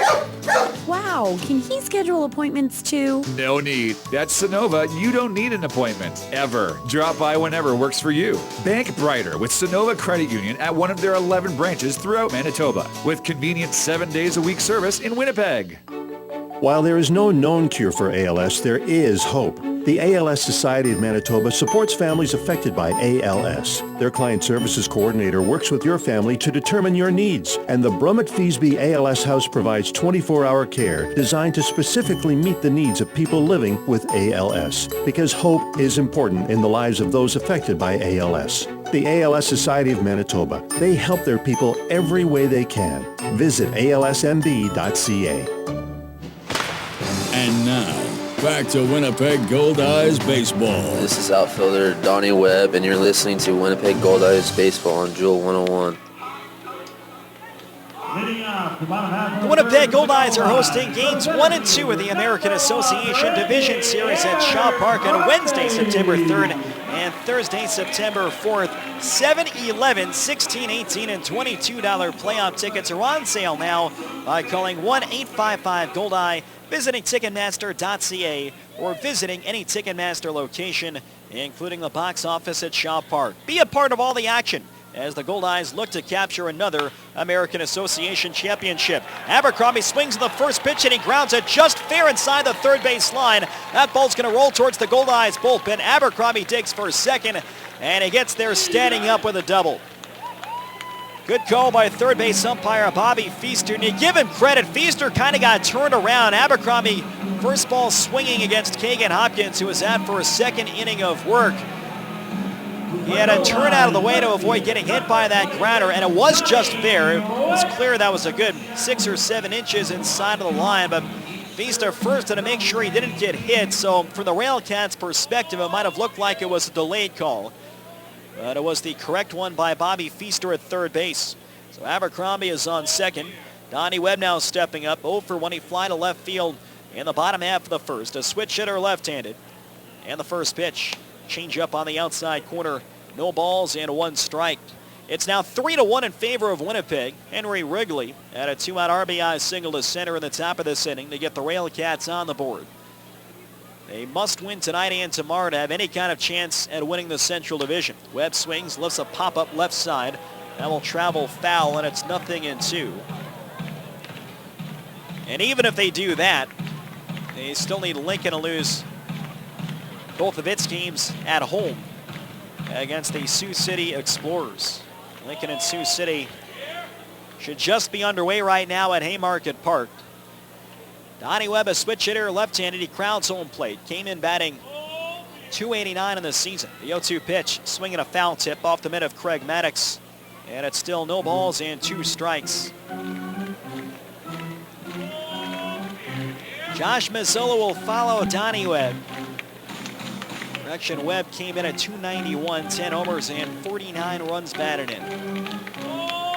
Has reached base in all but 7 games this year. 90 out of 97 for Donnie Webb with a hit, walk, or hit by pitch. Abercrombie, very good speed. The runner in second and nobody out. Now the set from the righty. And the pitch. Fastball just inside.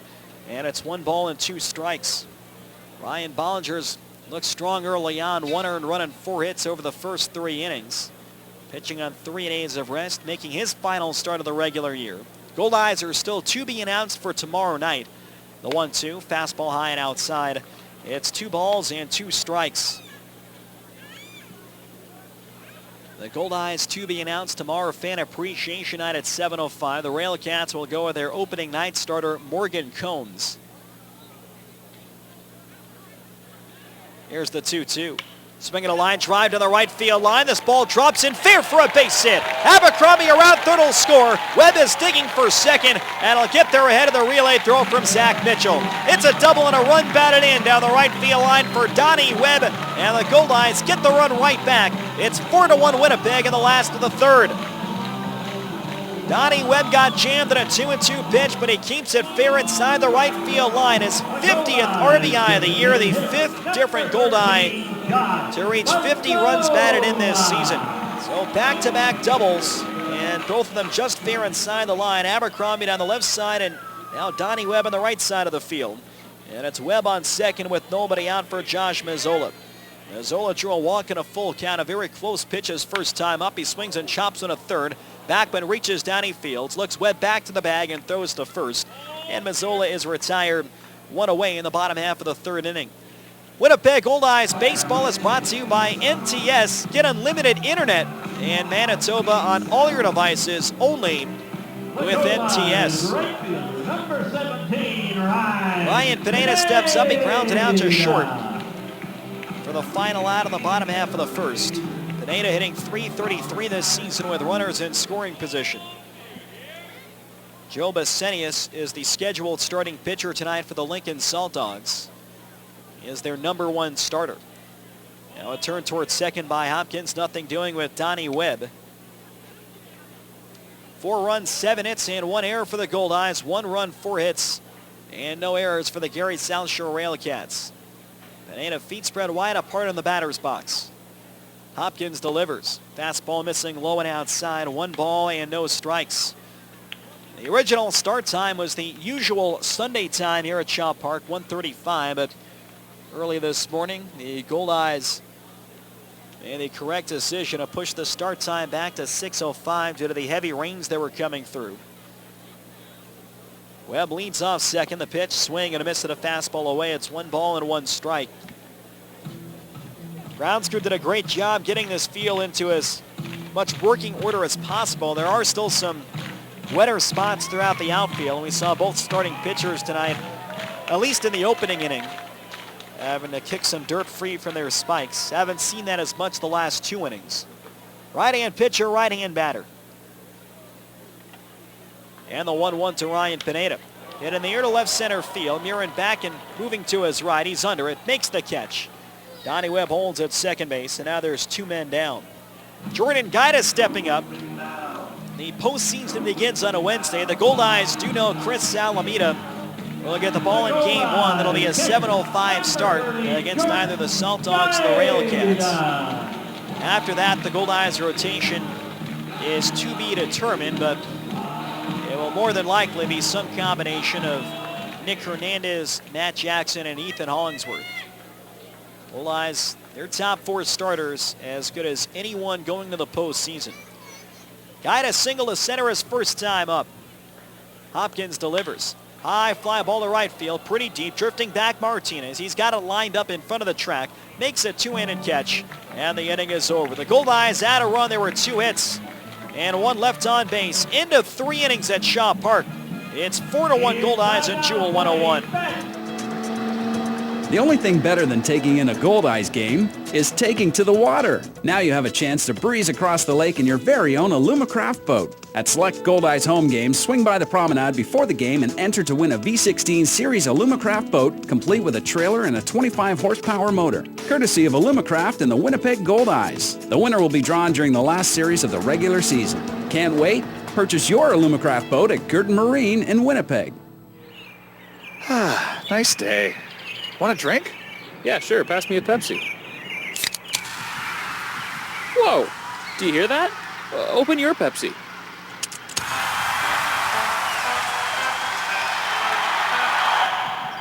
Whoa! That was awesome. Hit it out of the park this summer with the cool, refreshing taste of Pepsi. Pepsi. Live for now.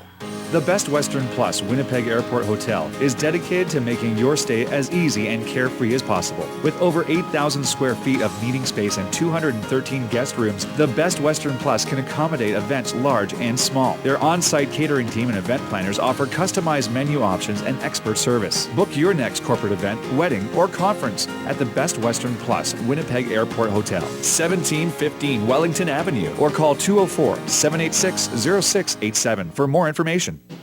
And now, back to Winnipeg Goldeyes baseball on Jewel 101. Top of the 4th inning at Shaw Park. Want to wish a special happy 60th birthday to Winnipeg Goldeyes Director of Sales and Marketing Dan Chase, who here on his 60th birthday actually sang both of the national anthems, O Canada and the Star-Spangled Banner, prior to tonight's contest. So happy birthday to Dan, a longtime member of the Goldeyes front office. 4-1 Winnipeg, top of the 4th. Winnipeg responded with back-to-back doubles from Reggie Abercrombie and Donnie Webb to retake a 3-run lead. It'll be Craig Maddox, Ryan Babineau, and Wally Backman Jr. 6, 7, and 8 up against 23-year-old left-hander Ryan Bollinger. Maddox struck out swinging his first at bat. He takes a fastball down the middle for strike 1. On 3-2, Bollinger threw a breaking ball away. Maddox thought he checked his swing, but he was rung up by Randy Wilmus. Holds the bat straight up in the air. Slider high and outside. It's 1-1. Craig Maddox, originally from the Atlanta, Georgia area, and batting for his 2nd time tonight against Ryan Bollinger, trying to improve to 3-0 as a member of the Winnipeg Goldeyes. Fastball outside, 2-1. Maddox signed with the Tigers in 2007 as a non-drafted free agent. Spent 1 year in their farm system. He's been in independent baseball since 2008. The 2-1. Check swing inside. Did it hit him or did it hit the bat? And it looks like it hit the knob of Maddox's bat. The count is now 2-2. Maddox trying to say that he got hit in the wrist, and he might actually have a case. It looked like he was showing a tear from the ball in the protective sleeve over his arm. But Randy Wilmus said that it hit the knob of the bat, and it's going to go down as a 2-2 count. Maddox thought he was hit and should have been awarded first, but he stays in the box. Bollinger goes to the windup. Now the 2-2 pitch. Breaking ball on the outside corner. Strike 3 called. Great curveball from Ryan Bollinger, 67 miles an hour, and he catches Maddox looking. He's down on strikes for a second time in the game. Ryan Babineau now steps up. Babineau single to left field. His third hit in the last 2 games. That was in the top half of the second. Babineau originally from Rancho Cucamonga, California. 17th round draft pick by the Arizona Diamondbacks in 2008 out of UCLA. Was drafted following his junior season. Lefty to righty in the first pitch. Fastball on the outside corner at the knees. Bit of a wide call, and it's 0-1. 4 runs, 7 hits, 1 error for the Goldeyes. 1 run, 4 hits, and no errors for the RailCats. Here's the 0-1 pitch. Breaking ball popped him up. Shallow right field. Bond going out. Pineda charging in the wet grass. Pineda gets there, reaches, and makes the catch. Nice play by Ryan Pineda. It's tough to run on the wet grass, especially in a play like that, where you're sprinting to a spot and have to come to that somewhat quick stop. And Pineda was able to find that right vicinity of right field and stop short, able to control his feet on the wet grass here at Shaw Park, and retires Ryan Babineau. 2 up and 2 set aside by Ryan Bollinger. Here's Wally Backman Jr. Swings and misses at a slider off the plate. It's 0-1. Backman hit into a fielder's choice his first time up 0-1. Goldeyes lead by 3 in the top of the 4th. Fastball just inside and low. It's 1 ball and 1 strike. Tomorrow, the 100th game of the regular season, a 7:05 start here at Shaw Park. 1-1 pitch, line drive out to deep center. Abercrombie going back, still going, reaches, and he makes the catch! And the inning is over. Reggie Abercrombie didn't have a whole lot of time to react. A liner to deep center field. Abercrombie got as best a jump as possible, raced back, jumped, and caught that ball reaching towards the outfield fence to take away an extra base hit. No runs, no hits, and nobody left on base. Middle of the 4th inning at Shaw Park. It's 4-1 Goldeyes on Jewel 101. It's a quiet evening at the lake. You can hear the birds singing before bed. The gentle waves. It doesn't get any better than this. Unless you add Archangel Fireworks to your night. Having a birthday? Amp it up with fireworks. Family reunion? Nothing says we missed you like a crackling peony exploding in the sky. Typical Wednesday? You guessed it. You need Archangel Fireworks. 104 Pembina Highway. Honey, where should I put this? In the basement. I don't think there's any room. Sound familiar? If your home or garage has accumulated more than it can hold, let BFI Canada help. Rent a temporary bin from BFI for a day, a week, or longer. Too much stuff? Then call the Blue. Call BFI Canada to schedule your delivery today. BFI Canada, a Progressive Waste Solutions company. The new Jewel 101 is your official source for everything Winnipeg Goldeyes. Tune in as we broadcast the games on air this baseball season. Listen live online at jewel101.com. And stay tuned for station exclusives, contests, and giveaways, including your chance to see the Winnipeg Goldeyes live in action. Jewel 101, the official radio home of the Winnipeg Goldeyes. For more Goldeyes news, schedules, and information, check out the all-new jewel101.com. And now, back to Winnipeg Goldeyes Baseball. This is Nick Hernandez, and you're listening to Winnipeg Goldeyes Baseball on Jewel 101.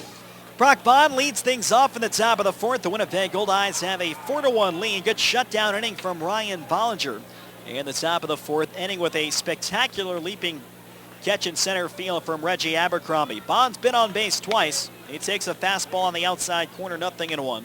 He walked and scored in the first. Single on a broken bat to center in the bottom half of the second. Switch hitter from the left side of the plate has now reached base in 57 of 63 games with the Goldeyes.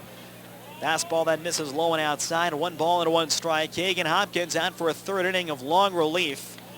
The starter, Stephen Booyer, went just 1, gave up 3 in the first, and Greg Taggart made the switch. Here's the 1-1. Swinging a line drive foul the other way. 1 ball and 2 strikes.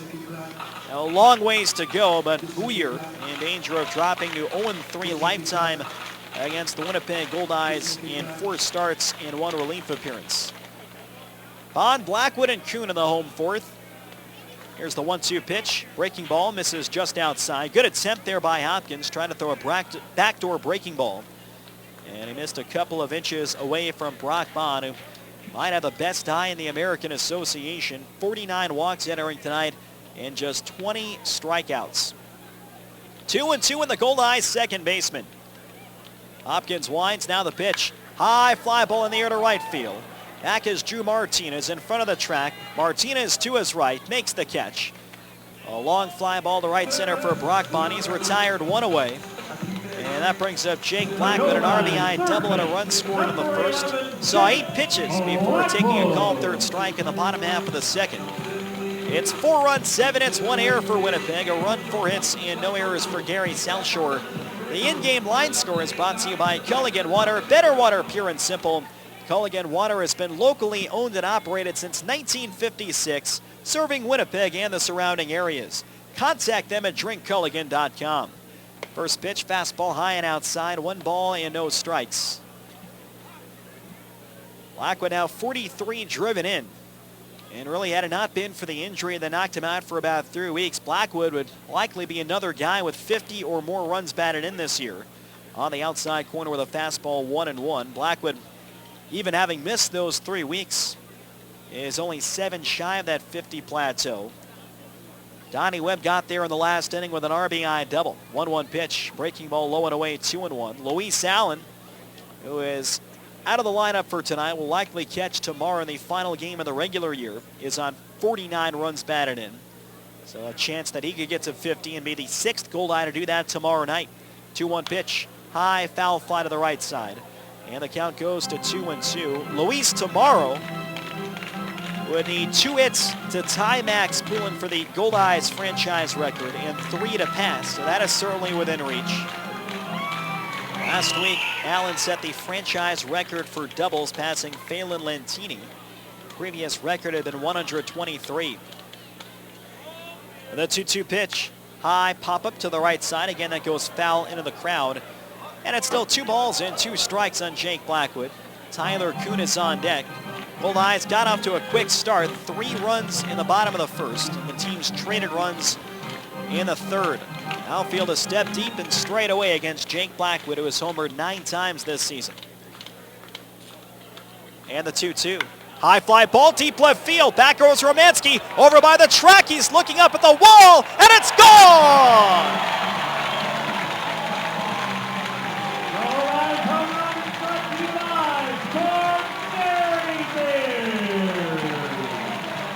Jake Blackwood hits his 10th home run of the year.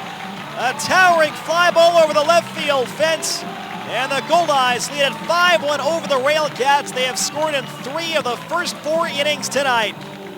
10th homer of the year for Jake Blackwood, his 2nd extra base hit tonight. He now has 44 runs batted in, and that home run is brought to you by Home Run Sports. We've got you covered from prospect to pro. Here's Tyler Kuhn. 1 for 2 with an RBI double and a run scored. Hopkins delivers. Fouled straight back and ripped by Kuhn. It's no balls and 1 strike. Our Home Run Sports home run winner is Timothy LeBlanc. Congratulations, Timothy. Stop by Home Run Sports to receive your $20 gift card. Goldeyes fans can enter to win all season long by visiting Home Run Sports, located in Bishop Grandin, 1 block west of La Jamodier. Home Run Sports. Get ready for your game. Kuhn takes a fastball outside. It's 1 ball and 1 strike, and the Goldeyes shortstop. 5-1 Winnipeg in the last of the 4th inning.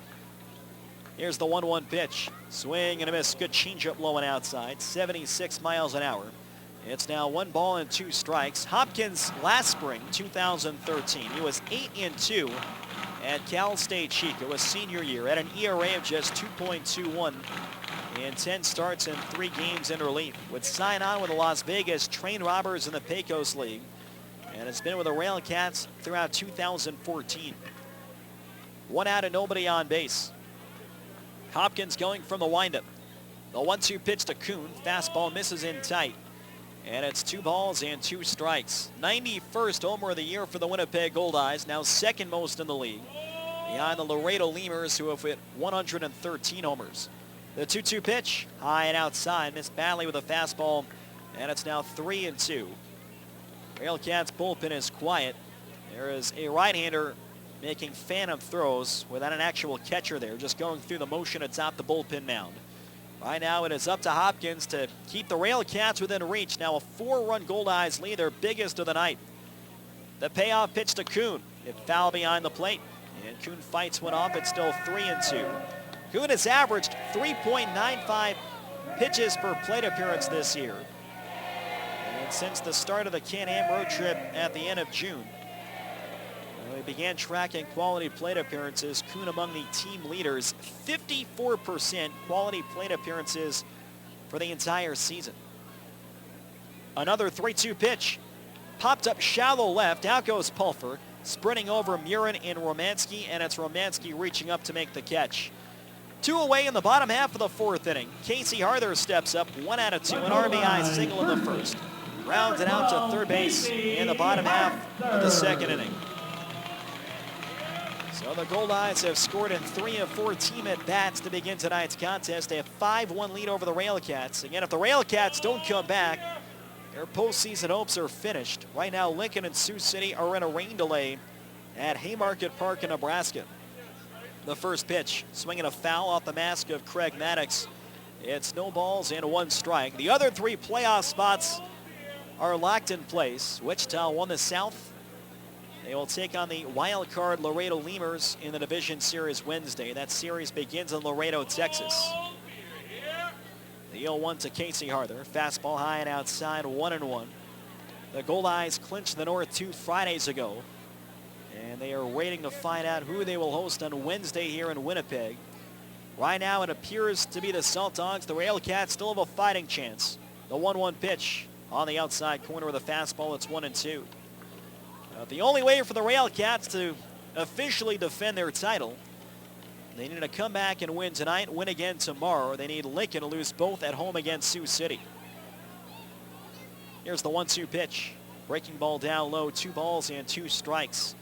So that means even if the RailCats were to come back and beat Winnipeg this evening, if the Salt Dogs win later tonight against the Explorers, that would be it. Right-hand pitcher, right-hand batter. The base is empty and 2 outs. A run home in the inning and a Jake Blackwood homer to left. 2-2 to Harther. Swinging a high bouncer left side, cutting over back many fields. Turns, fires to first, just in time to get Harther, and the inning is over. The Goldeyes had a run. There was 1 hit and nobody left on base. End of 4 innings at Shaw Park.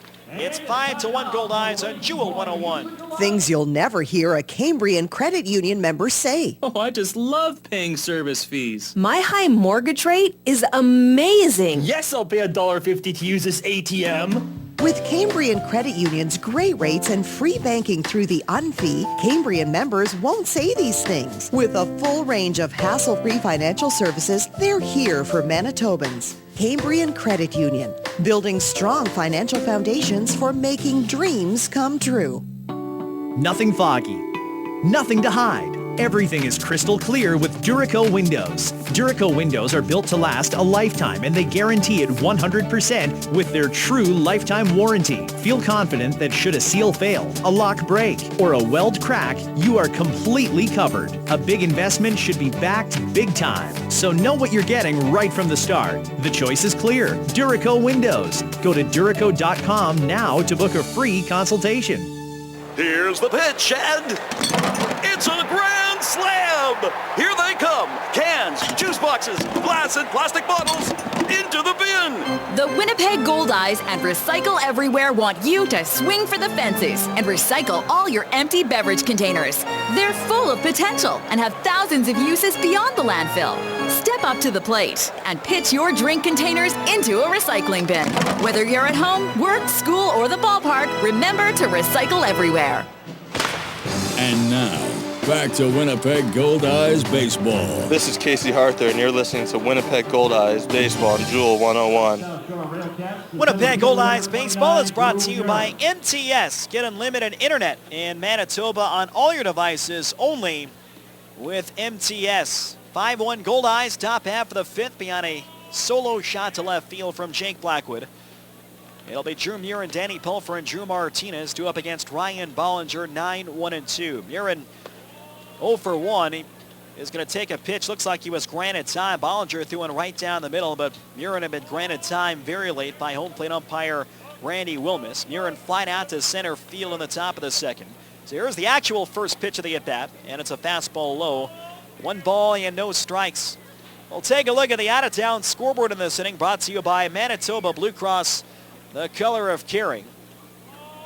In a wild game this afternoon in Wichita, here's the 1-0 pitch. Low and outside, ball 2. The Wingnuts added to their American Association record win total. They picked up their 72nd win of the year. They beat the Laredo Lemurs by a field goal, 17-14 at Lawrence Dumont Stadium. A game that saw the lead change several times and had many crooked numbers. Swinging a high bouncer up the middle, tough play. Brock Bond backhands, Turnstows to first, and it's in time to get Murin one away here in the top of the fifth inning. Great play by Brock Bond, a slow chopper up the middle. Bond first made a great play to pick up that short hop just below his knee, and then he turned and fired to first to get Drew Murin to his excellent speed. A tremendous play by Bond, and there's one down in the top of the fifth. Back to the top of the order for Danny Pulfer. There were several ejections in that ball game today, and it appears that Taylor Oldham, the Wichita utility player, ended up recording the final 3 outs in a save situation in the ninth and recorded the save. Fastball on the inside corner, 0-1. Pulfer, 9-pitch at bat in the first, but he grounded out to third. Then he singled on the second pitch in a top half of the third in his second at bat to center field, with later scoring a base hit from Henry Wrigley. Fastball misses outside, and the count 1 ball and 1 strike. Sioux Falls leads Fargo 2-0, top of the sixth at Newman Outdoor Field. And the top of the second at Community America Ballpark, it's the St. Paul Saints 2 and the Kansas City T-Bones 1. 1-1 pitch, pop up behind the plate. Guida sheds the mask. Outside of the home plate circle, reaches and makes the catch. Good play by Jordan Guida. 2 outs and nobody on in the fifth inning.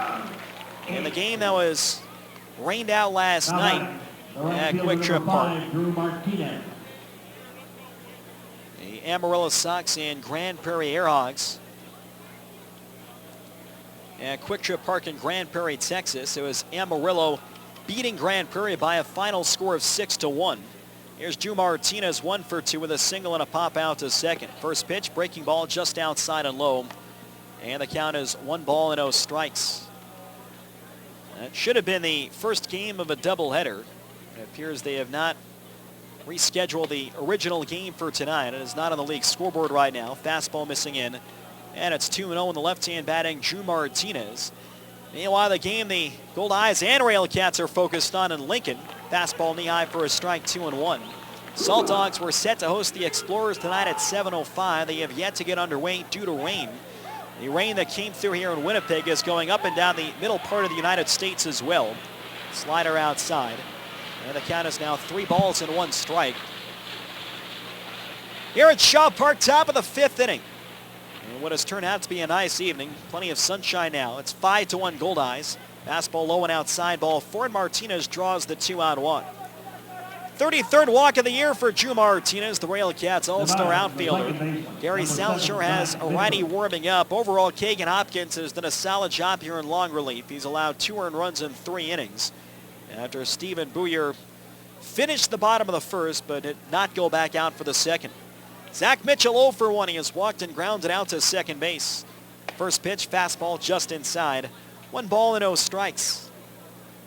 Mitchell lifetime against Winnipeg, 18 games, a .348 average, 2 of his 3 career homers, and 15 runs batted in 18 games against Winnipeg. Fastball over the inside corner. 1-1 on Zach Mitchell, the second baseman. Played a lot of shortstop in 2013.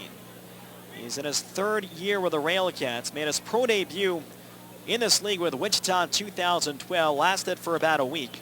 Breaking ball outside, 2-1. And after getting let go by the Wingnuts, Greg Taggart quickly jumped on Zach Mitchell, and he has been with Gary South Shore since July of 2012. It was a big part of the restructuring in the second half of the 2012 season. Fastball low and outside, 3-1.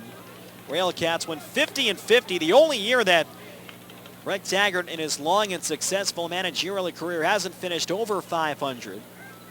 He still avoided the losing record, and RailCats made a number of changes after a rough start to that season.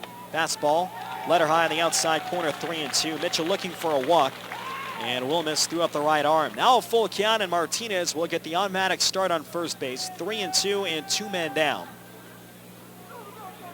And Mitchell was held over going into last year and was a big part of the RailCats championship team. Runner goes 3-2, grounded to the right side, backhanded by Casey Harther. He'll take it to first himself, and the inning is over. No runs, no hits, and 1 left on base. We've come halfway at Shaw Park. 5-1 Goldeyes on Jewel 101.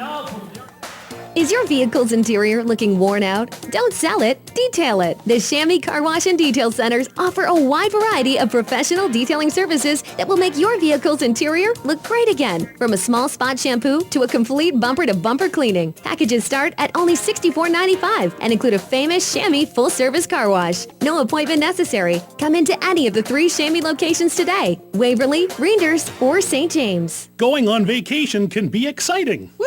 Bon voyage, Winnipeg. But when you're miles away from Winnipeg, the last thing you want to worry about is the security of your home. That's why Commissionaires Manitoba offers a house watch service. They'll do an interior and exterior patrol of your property, bring in your mail, remove snow from your car, even water your plants.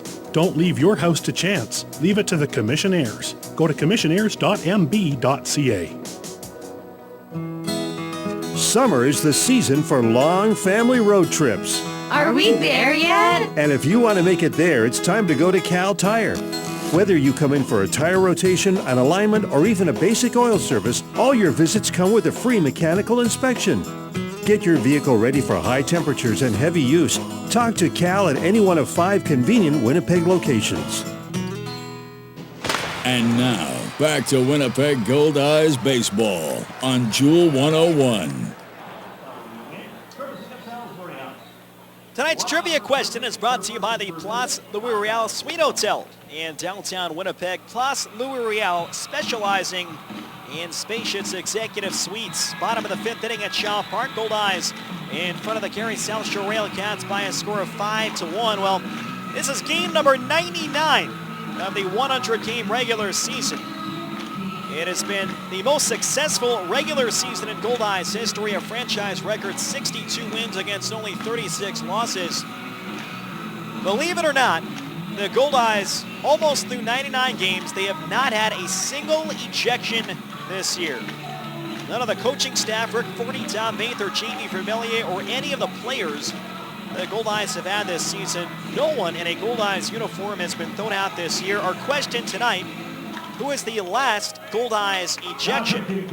It came last season. Last player or coach in a Goldeyes uniform to get thrown out of a ball game. Call the Jewel 101 studio at 204-943-5250 with your answer for a chance to win a pair of tickets to the final regular season home game tomorrow, or your choice of a Goldeyes prize pack. We'll have the correct answer later on tonight. Reggie Abercrombie, 1 for 2 with a double and a run scored, leads things off. And it looks like a new pitcher is in the ball game now for the Gary South Shore RailCats. The first pitch to Abercrombie, fastball, misses high and inside, and the count is 1 ball and no strikes. So Kagan Hopkins is finished after 3 innings. He allows 2 earned runs on 5 base hits. Kept the RailCats in it. Here's the pitch, fastball low and inside, and it's now 2 balls and no strikes. Ethan Gibbons, the second reliever of the night for the Gary South Shore RailCats. Stephen Booyer, the starting pitcher, went 1, and right now he is still on the hook. Gibbons working out of the stretch with no one on base. Hopkins went from a windup. Swinging a broken bat grounder left side. It's a foul ball. Just missed the third base bag. And Reggie will have to get a new bat from the Goldeyes dugout.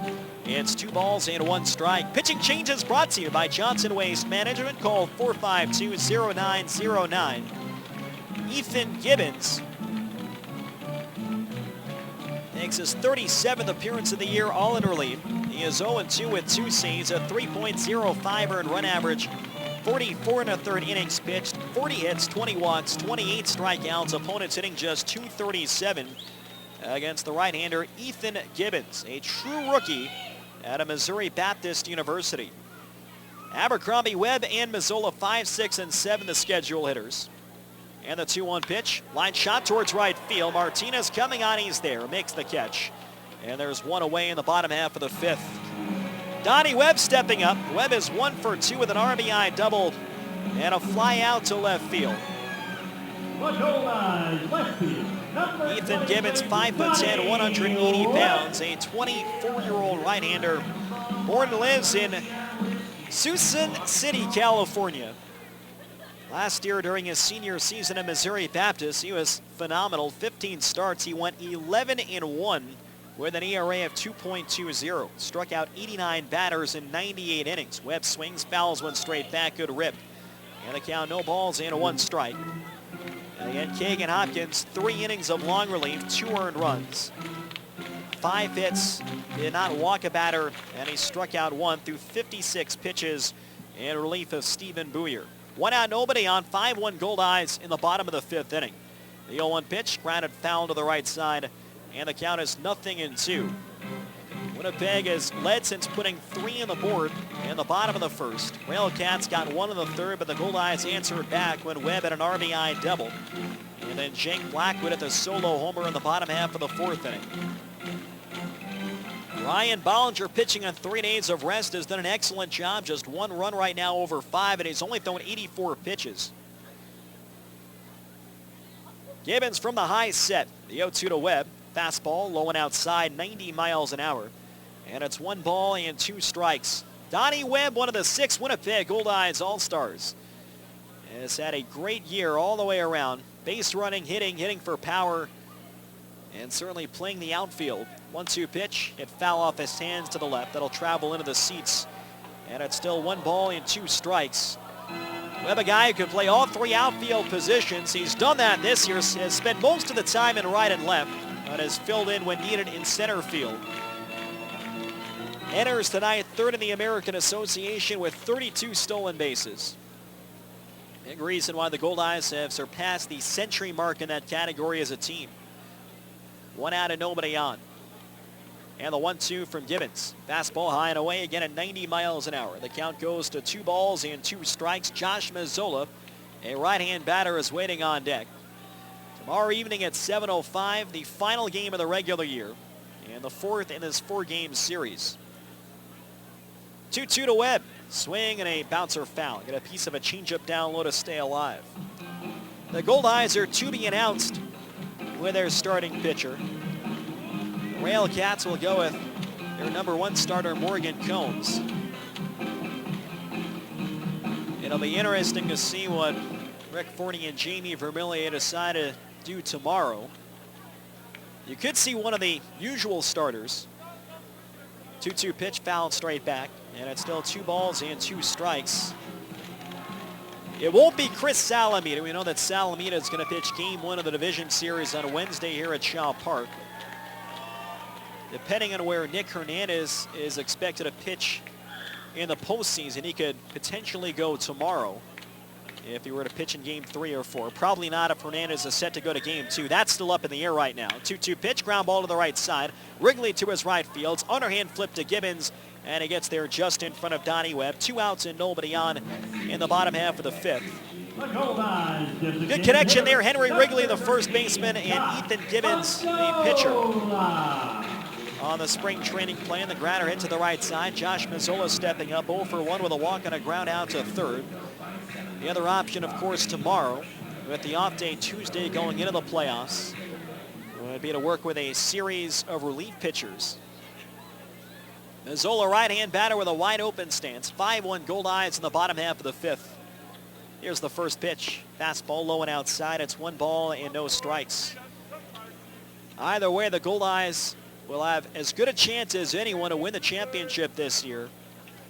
Their starting rotation, perhaps the best in the league right now. 4 guys that give you a chance every time. 1-0 pitch and a high fly ball out to left field. Deep but playable, moving over Murin and Romanski. Murin to his right is under it, makes the catch. And the Goldeyes are retired in order for the first time tonight. Nothing across, and at the end of 5 here at Shaw Park, it's 5-1 Winnipeg on Jewel 101. Support your own, the Goldeyes. And Fort Garry Brewing. Located right here in Winnipeg, Fort Garry Brewing is Manitoba's #1 brewery, crafting a full spectrum of delicious beers and ales, including the award-winning Fort Garry Dark and the fan-favorite Fort Garry Pale, both of which are available at Shaw Park, so cheer on the home team. Fort Garry Brewing, Manitoba made, Manitoba's own. The Fairmont Winnipeg is the city's only luxury hotel with 340 luxuriously appointed rooms, 19,000 square feet of stylish function space, and 12 meeting rooms. At the Fairmont, quality, comfort, and convenience come standard, and its central location makes it perfect for your next corporate meeting or family staycation. Travel easily to the RBC Convention Center through the Underground Concourse, or visit the nearby Canadian Museum of Human Rights. Located in the heart of the city, the Fairmont Winnipeg continues to be the hotel of choice for the discerning traveler. The Winnipeg Goldeyes make dreams come true by providing live baseball experiences to charities, nonprofit groups, and inner-city programs. Now with the Goldeyes Community Zone, even more memories are available to be made. For group tickets, contact the Goldeyes at 982-BASE. These seats are made possible through generous donations from the Community Zone partners. So from the Winnipeg Goldeyes and Community Zone recipients, thank you Boston Pizza, Great West Life Assurance Company, Imperial Parking Corporation, Dairy Farmers of Manitoba, Investors Group, and Reliance Superior.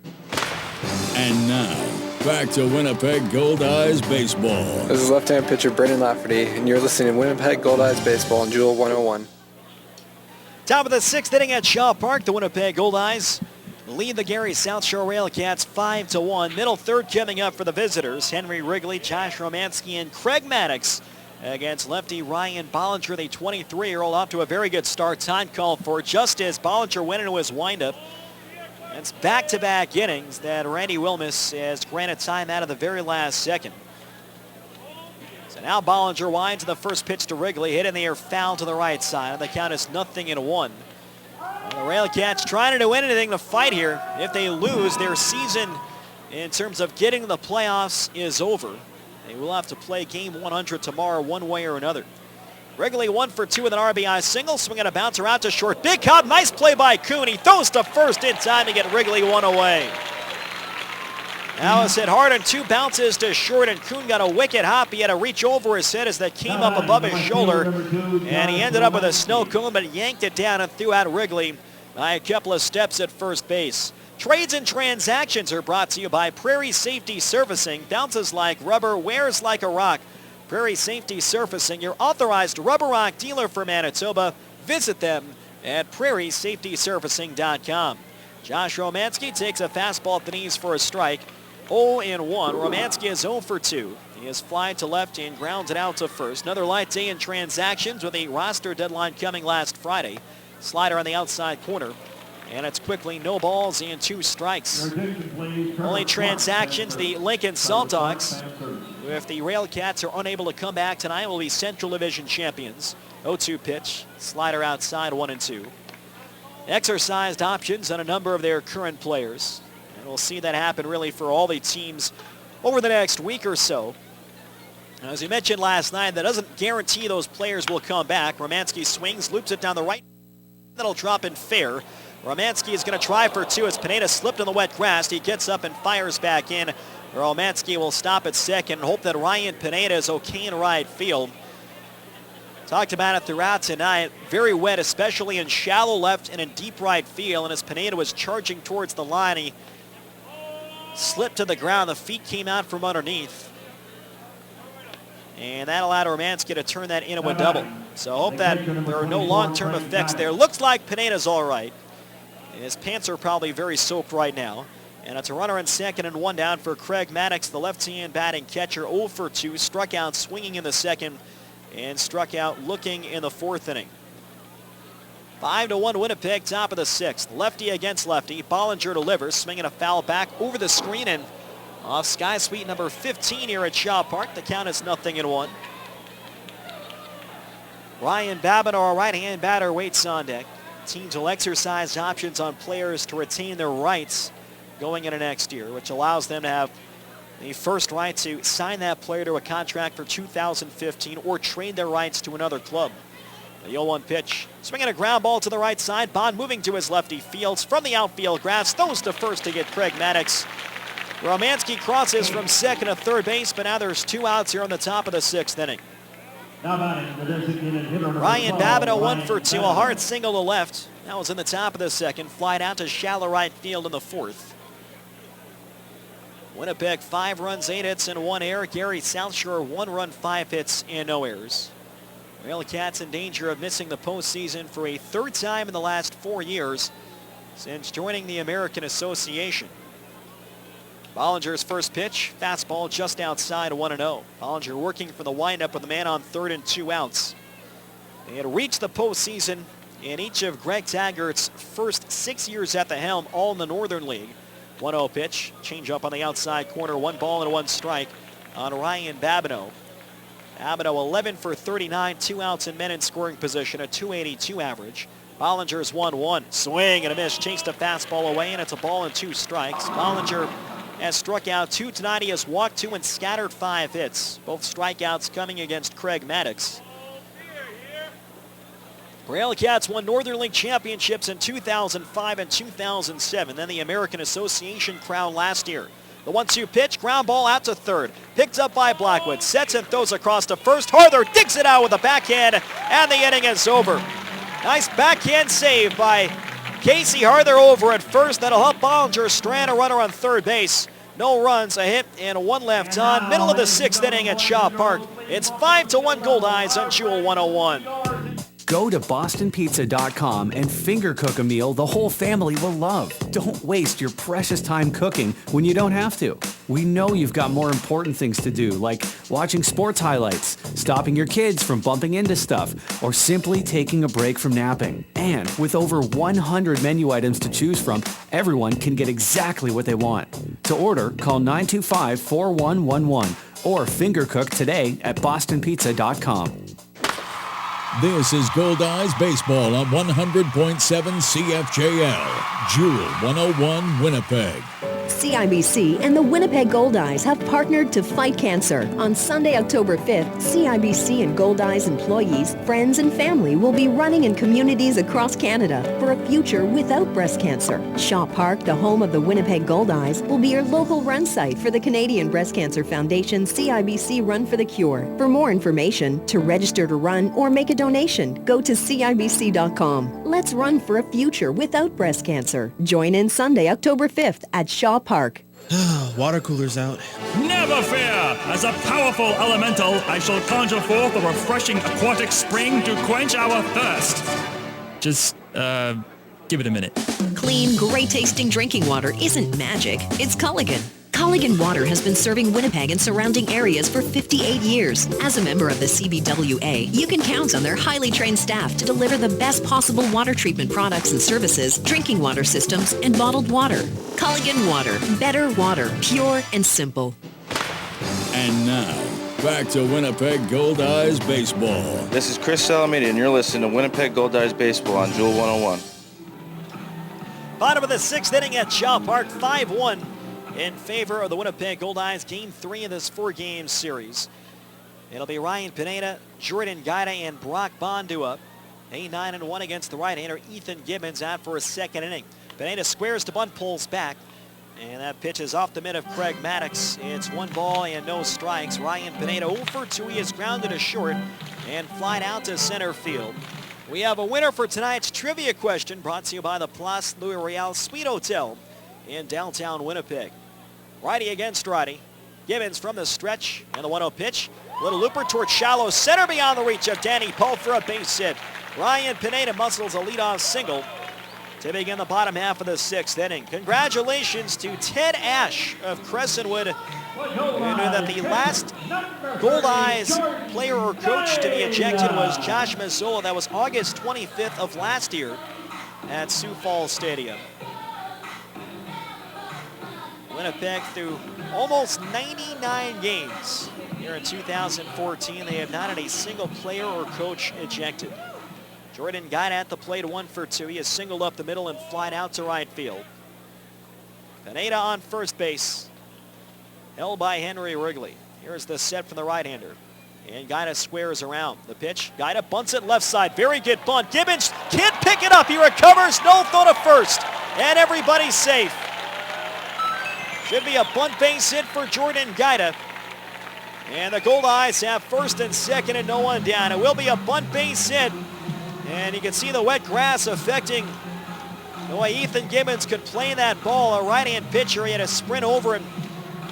His only hope was to grab it clean and make the quick turn to get into that perfect throwing position, but he never picked the ball up. And by the time he grabbed it with a bare hand, there was no shot to get Goldeyes, so it's first and second, nobody out. Back to the top for Brock Bond, and Greg Taggart is going to come out with a left-hander warming in the bullpen. We'll see if Taggart makes the change. The lefty warming up is Andy Loomis. Should point out that James Parr tonight is serving out game 2 of his 2-game suspension after his ejection on Friday night, the opener of this series, due to a foreign substance found on his glove. Taggart right now has not made a change. Home plate umpire Randy Wilmus has gone out to break up the conversation. So congratulations to Ted Ashe. You've won your choice of a pair of tickets to tomorrow night's regular season finale or a Goldeyes prize pack. Expect a call from the Goldeyes office soon.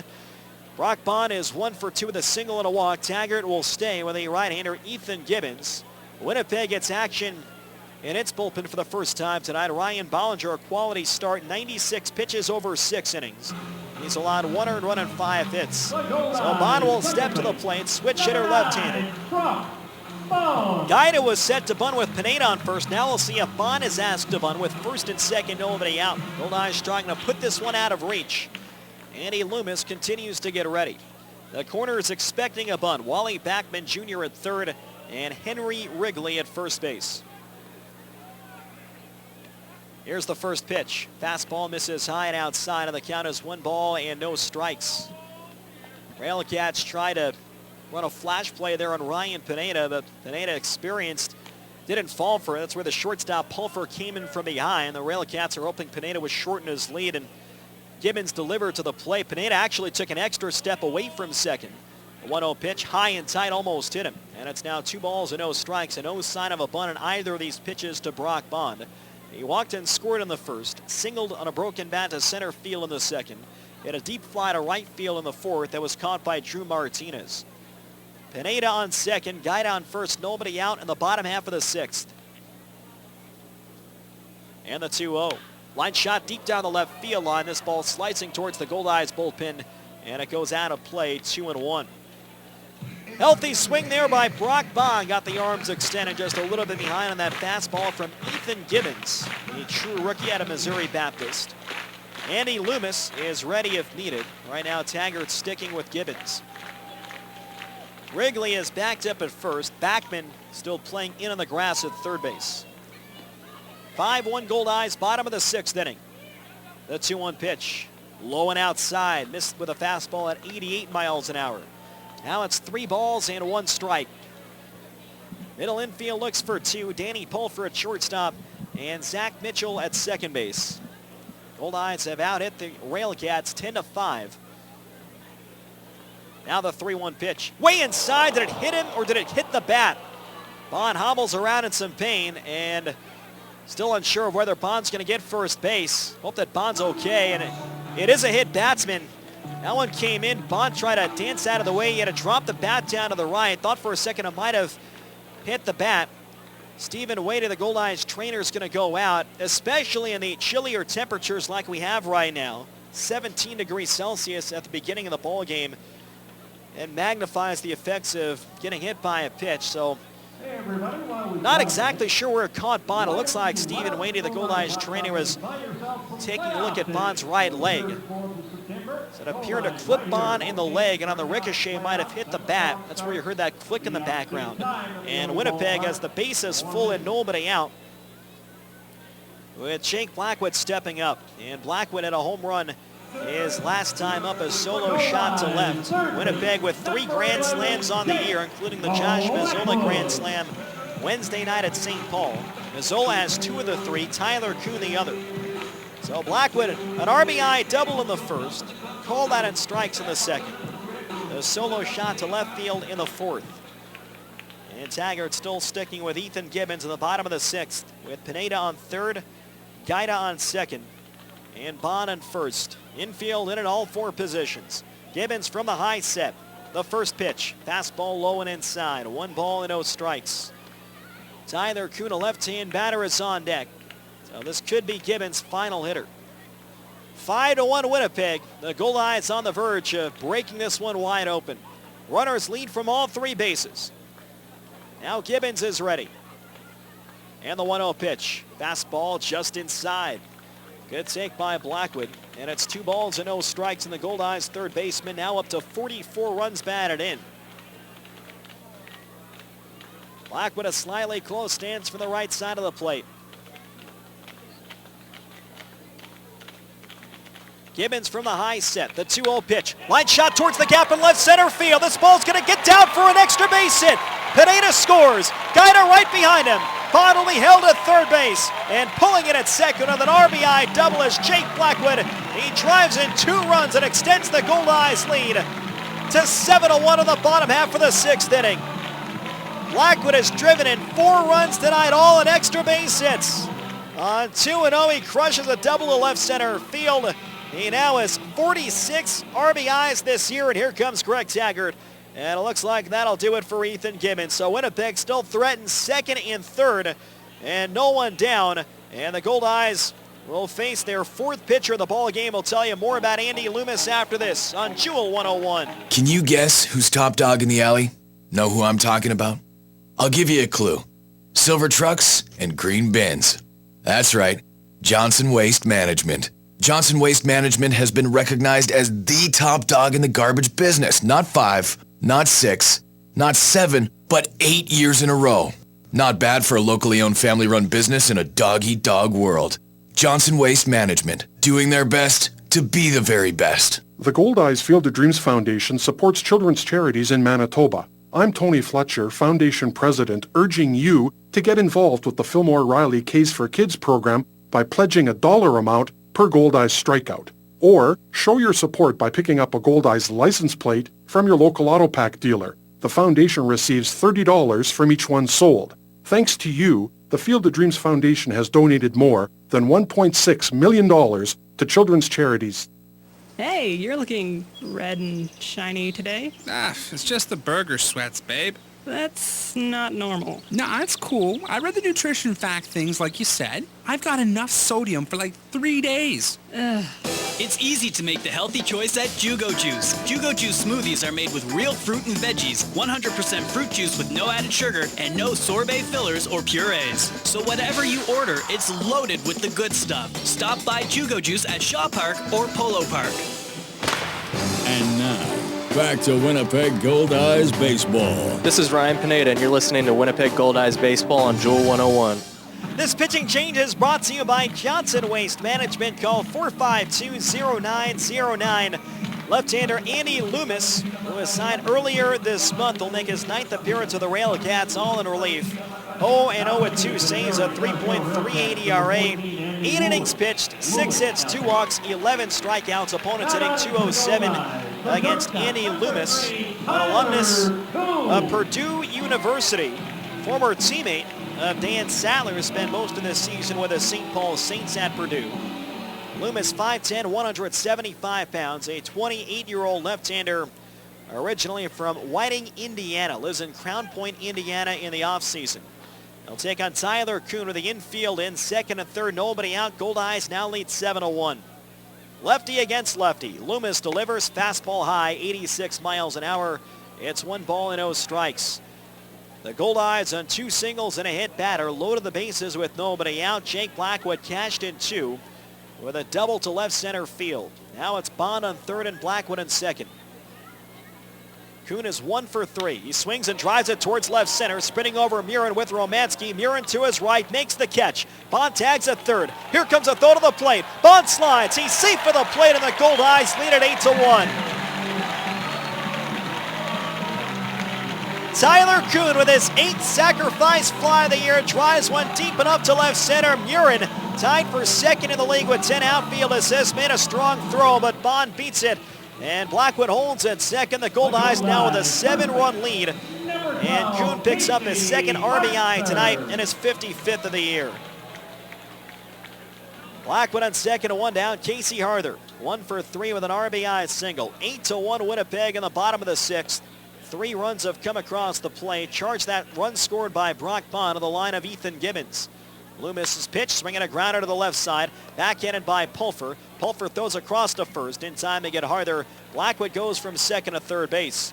So 2 away here in the sixth. Gibbons is still responsible for Jake Blackwood on third base. Gibbons an inning plus, 3 hits, no walks, no strikeouts. So far he has allowed 3 earned runs. And through 25 pitches, Reggie Abercrombie steps up. Abercrombie 1 for 3 with a double and a run scored. He is lined to right and grounds it out to third base. Andy Loomis has been as high as AAA as recently as last year in the Baltimore Orioles organization. First pitch and a high fly ball, pretty deep left. Back goes Romanski, onto the track, back at the wall, and it's gone!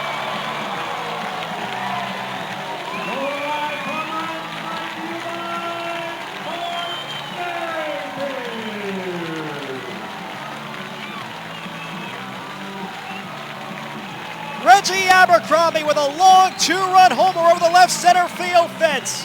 His 18th home run of the year. And the Goldeyes have blown this one wide open. It's 10-1 Winnipeg in the last of the 6th inning. Abercrombie jumping in the first pitch for the left-hander, Andy Loomis. And it's a towering fly over the left center field wall over by the Max Poulin retired number. A 2-out, 2-run shot.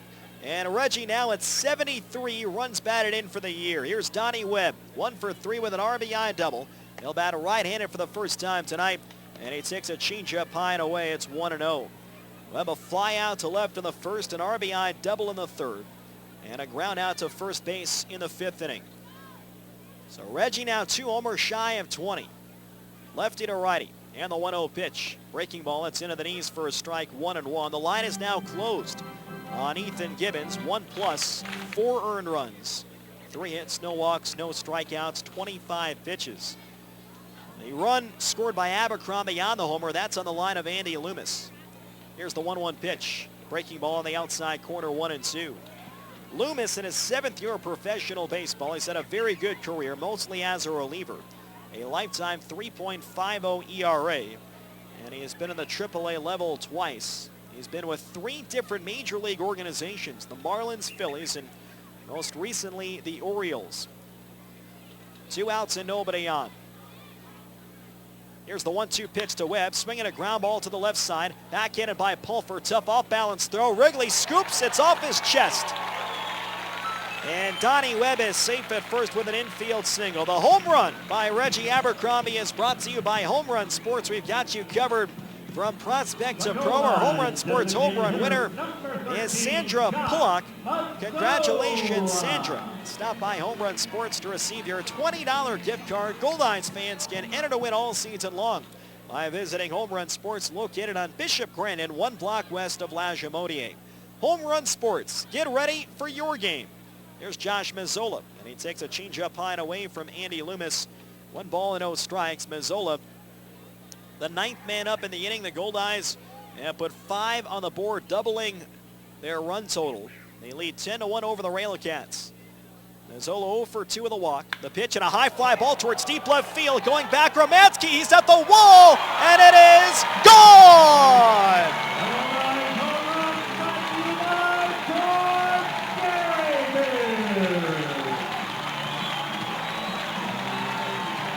Josh Mazzola homers for a 4th time in the last 5 games. A bullet over the left field fence. And the Goldeyes with 7 runs here in the bottom of the 6th have opened a 12-1 lead over the Gary SouthShore RailCats. For Mazzola, his 16th home run of the season. And the Goldeyes all over Andy Loomis and the RailCats here in the bottom half of the 6th. Both Abercrombie and Mazzola have gone deep in the inning, and that's 3 homers tonight. Ryan Pineda, who started it all with a base hit to center, will lead things off. He got jammed but fought it off to shallow center field. He takes a breaking ball over the outside corner. And the count is no balls and 1 strike. Pineda 1 for 3. He would come home on the 2-run double in this inning from Jake Blackwood. 12-1 Winnipeg. And the RailCats' playoff hopes are dwindling. The 0-1 pitch. That's taken just outside. 1 ball and 1 strike. 12 runs, 13 hits, 1 error for the Goldeyes. 1 run, 5 hits, and no errors for the RailCats. Last 4 runs in this inning have scored with 2 men down.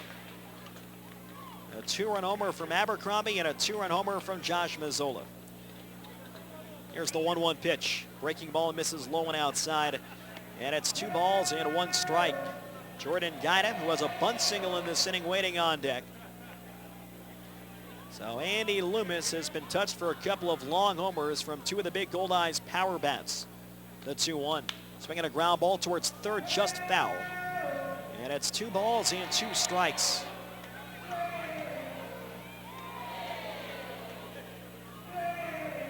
Goldeyes have led since the bottom of the first, scored 3 times. The closest the RailCats have been is 2 runs. They got 1 in the top of the third, but the Goldeyes got that right back in the bottom of the inning. Kaoi Downing has been warming up in the bullpen throughout the bottom of the 6th. The 2-2 pitch, grounded foul to the left side, and he'll do it again at 2-2.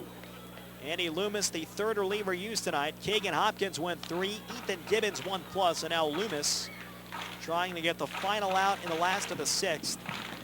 They have all followed the starting pitcher, Stephen Booyer, who lasted only 1 inning.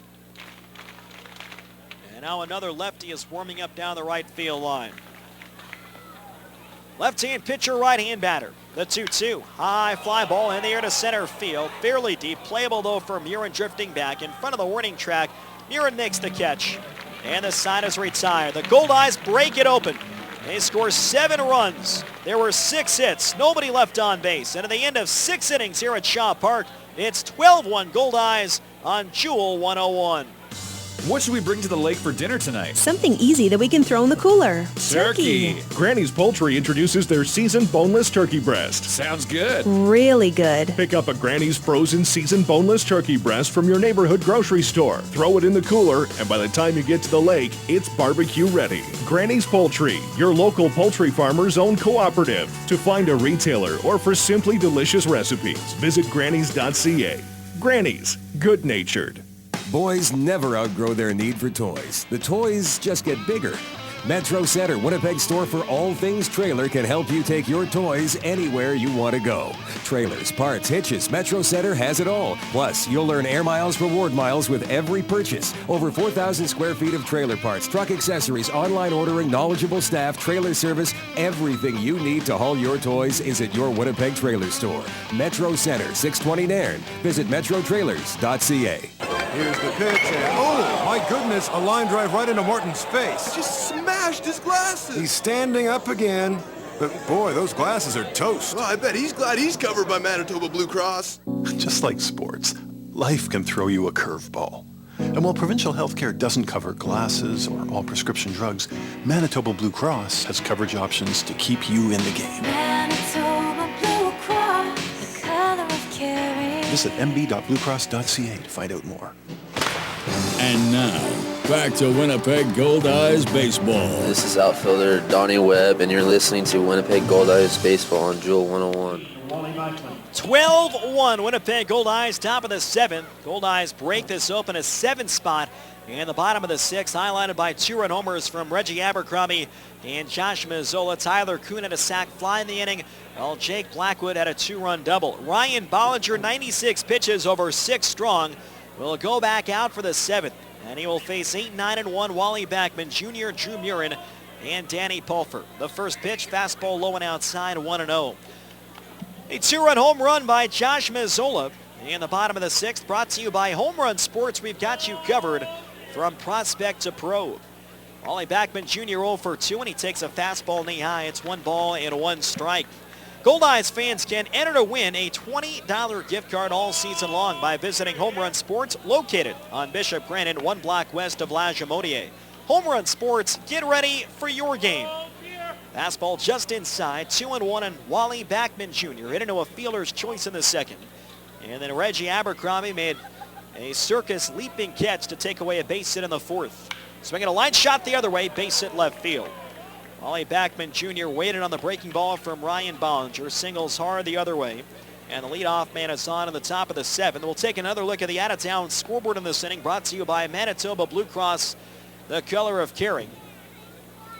In game one of the doubleheader at Quick Trip Park in Grand Prairie, the Amarillo Sox beat the Grand Prairie Airhawks by a final score of 8-1.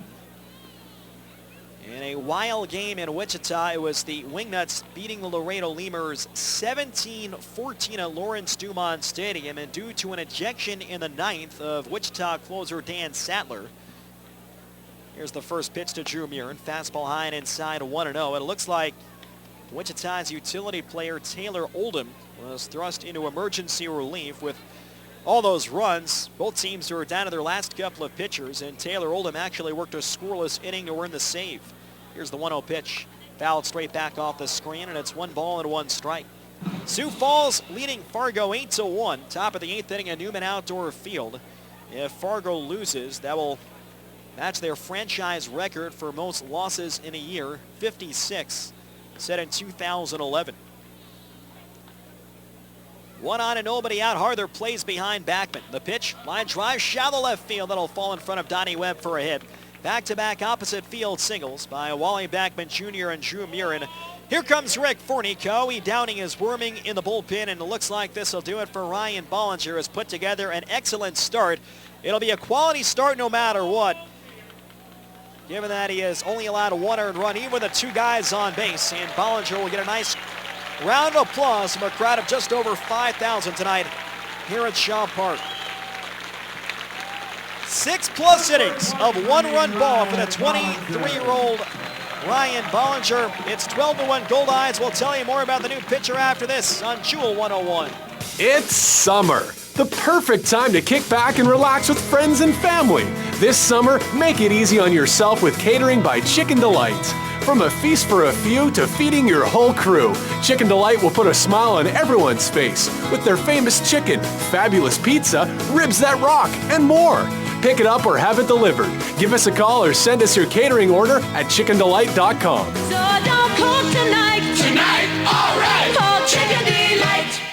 My son loves hockey, but after a body check last season, I didn't think he would play. He slid hard into the boards. I was worried. We went to our family chiropractor. He set up a treatment plan, and his care was partly covered by Manitoba Health. Now, my son's back on the ice playing and enjoying every minute, even the practices. Thanks to our chiropractor for making life better. Manitoba Chiropractors, making life better. To some, he is a hero. To others, merely heroic. But to us, he's a Pools Hall of Famer. Raised on highlights and minor league stats, he played his game cards like he played Division 12 slow pitch. To win. Home team? Check. Visiting team? Check. Champion? Check. Be a legend with Sports Select. Pools players won over $7 million last year. Pick the winning teams today at your lottery retailer. Remember, keep it a game. And now, back to Winnipeg Goldeyes Baseball. This is Ethan Hollingsworth, and you're listening to Winnipeg Goldeyes Baseball on Jewel 101. This pitching change is brought to you by Johnson Waste Management. Call 452-0909. 12-1 Goldeyes, top of the 7th. The RailCats have first and second and nobody out, and right-hander Cowie Downing takes over after a great start from Ryan Bollinger. A chance to finish his short tenure with the Goldeyes with a 3-0 record in 4 starts. Downing makes his 37th appearance in the year, all in relief. 1-2 no saves, a 4.73 ERA, 32 1/3 innings, 31 hits, 17 walks, 29 strikeouts. Opponents hitting .258 against Cowie Downing, 5'11", 189 pounds, a 28-year-old right-hander from Honolulu, Hawaii. He'll take on the leadoff man, Danny Pulfer, 1 for 3 with a single and a run scored. Backman is on second base. Murin is on first and nobody out. Goldeyes have an 11-run lead. And the RailCats facing very much an uphill climb right now to keep their playoff hopes alive. Here's the first pitch from Downing. Fastball way outside, a 1-0. Finishing up the out-of-town scores, the T-Bones have gone in front of the Saints 5-2. Top of the 4th inning at Community America Ballpark. In Lincoln, the Salt Dogs and Explorers, they have been postponed due to rain. They will play 2 7-inning games as part of a doubleheader tomorrow night to finish up the regular season. 2 on and no one down. Downing's 1-0 pitch. Line shot towards right center field. This ball's going to drop in front of Pineda for a base hit. Around third is Backman. Backman will score. Murin goes to third. An RBI single to right center for Danny Pulfer, and that'll cut the Goldeyes lead at 12-2. What does that mean for the RailCats with the Salt Dogs and Explorers postponed due to rain? It means that if Gary were to come back, the final day of the regular season would mean something. Again, Gary having to win their final 2, and they need Lincoln to lose their last 2. That's the only way that the RailCats could win the Central Division. But right now, even after that RBI single from Danny Pulfer, the Goldeyes still have a 10-run lead. Downing from the stretch. Check swing, and it's tapped foul off the hands of the bat. 0-1, and Drew Martinez 1 for 2 with a single, a pop out to second, and a walk. Downing last pitched on Thursday in the final game ever at Midway Stadium. He was a big part of the 4-3 victory. He came on in relief of Nick Hernandez and was perfect for an inning and a third and set things up for Chris Kissick, who got the save in the ninth. Swinging a looper, shallow left, tough play. Out goes Blackwood, off his glove behind him. Now advanced by Murin at third. Pulfer will go to second. And Martinez is safe at first with one of the oddest hits you'll ever find. They got jammed inside on the hard cutter from Kauai. Downing didn't get much on it, but it floated just over the reach. Blackwood almost made the spectacular over-the-shoulder grab with his back-facing home plate, but it broke off his glove. It'll be an infield single. And the bases are now loaded with nobody out for the RailCats. Zach Mitchell is stepping up. Gary SouthShore, they know what's on the line, and they do not win. The Salt Dogs will clinch the Central, and they'll be coming here to Shaw Park on Wednesday night for Game 1.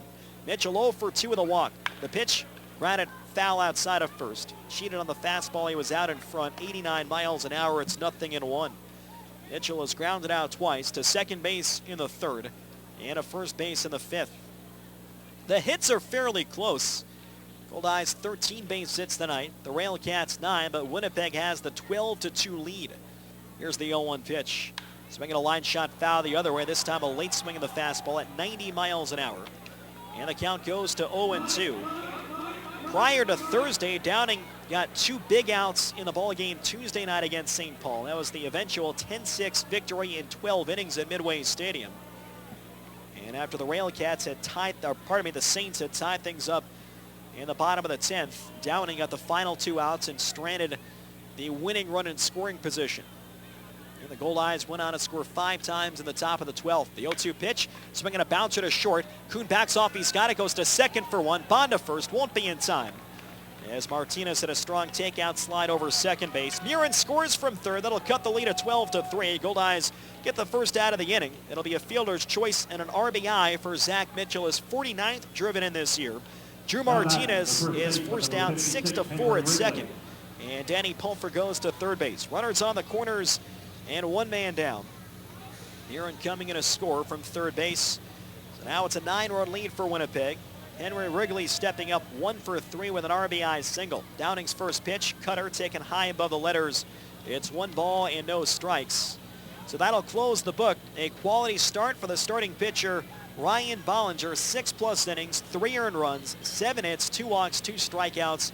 He threw 103 pitches. Swinging a foul off the top of the screen. Late on the 91-mile-an-hour heater from Kauai. Downing. It's now 1 ball and 1 strike. Pulfer is on third base. Mitchell is on first. Mitchell a threat to go. Now being held by Casey Harther. 12-3 Goldeyes in the top of the 7th. The 1-1 pitch. Breaking ball misses high and inside, and it's now 2 balls and a strike. Henry Wrigley on the year, batting .328 with men in scoring position. He got Gary SouthShore on the board in the third with a 2-out RBI single to center. It sailed just over the head of Bollinger, who had a duck out of the way. Downing's 2-1. Swing and a miss. Chased a slider way off the plate. And it's 2 balls and 2 strikes with Josh Romanski, a left-hand batter, waiting on deck. 12 runs, 14 hits, 1 error for the Winnipeg Goldeyes. 3 runs, 9 hits, and no errors for the Gary SouthShore RailCats. Outfield deep and a step to left. Wrigley tied for 8th in the American Association with 16 homers. The 2-2 pitch, low and outside with a breaking ball. A good stop by Jordan Guida. Now it's 3-2. Now Wrigley, despite being a big power bat, very good at making contact. He has struck out just 47 times this year in 83 games played. So we'll see if Mitchell tries to run here. 3-2 and 1 down. Downing ready, not going. The payoff pitch. It fouled on the right field line. Got a piece of a 91-mile-an-hour fastball. And it's still 3 balls and 2 strikes. Games 1 and 2 of the division series this Wednesday and Thursday at Shaw Park. Both 7:05 starts. Friday a travel day. And whether it is Lincoln or the RailCats, games 3, 4, and 5 will be Saturday, Sunday, and Monday. Another 3-2 pitch. Popped him up behind the plate. Guida with a mask off, hoping for a chance. This will land over the screen. And it's still 3-2.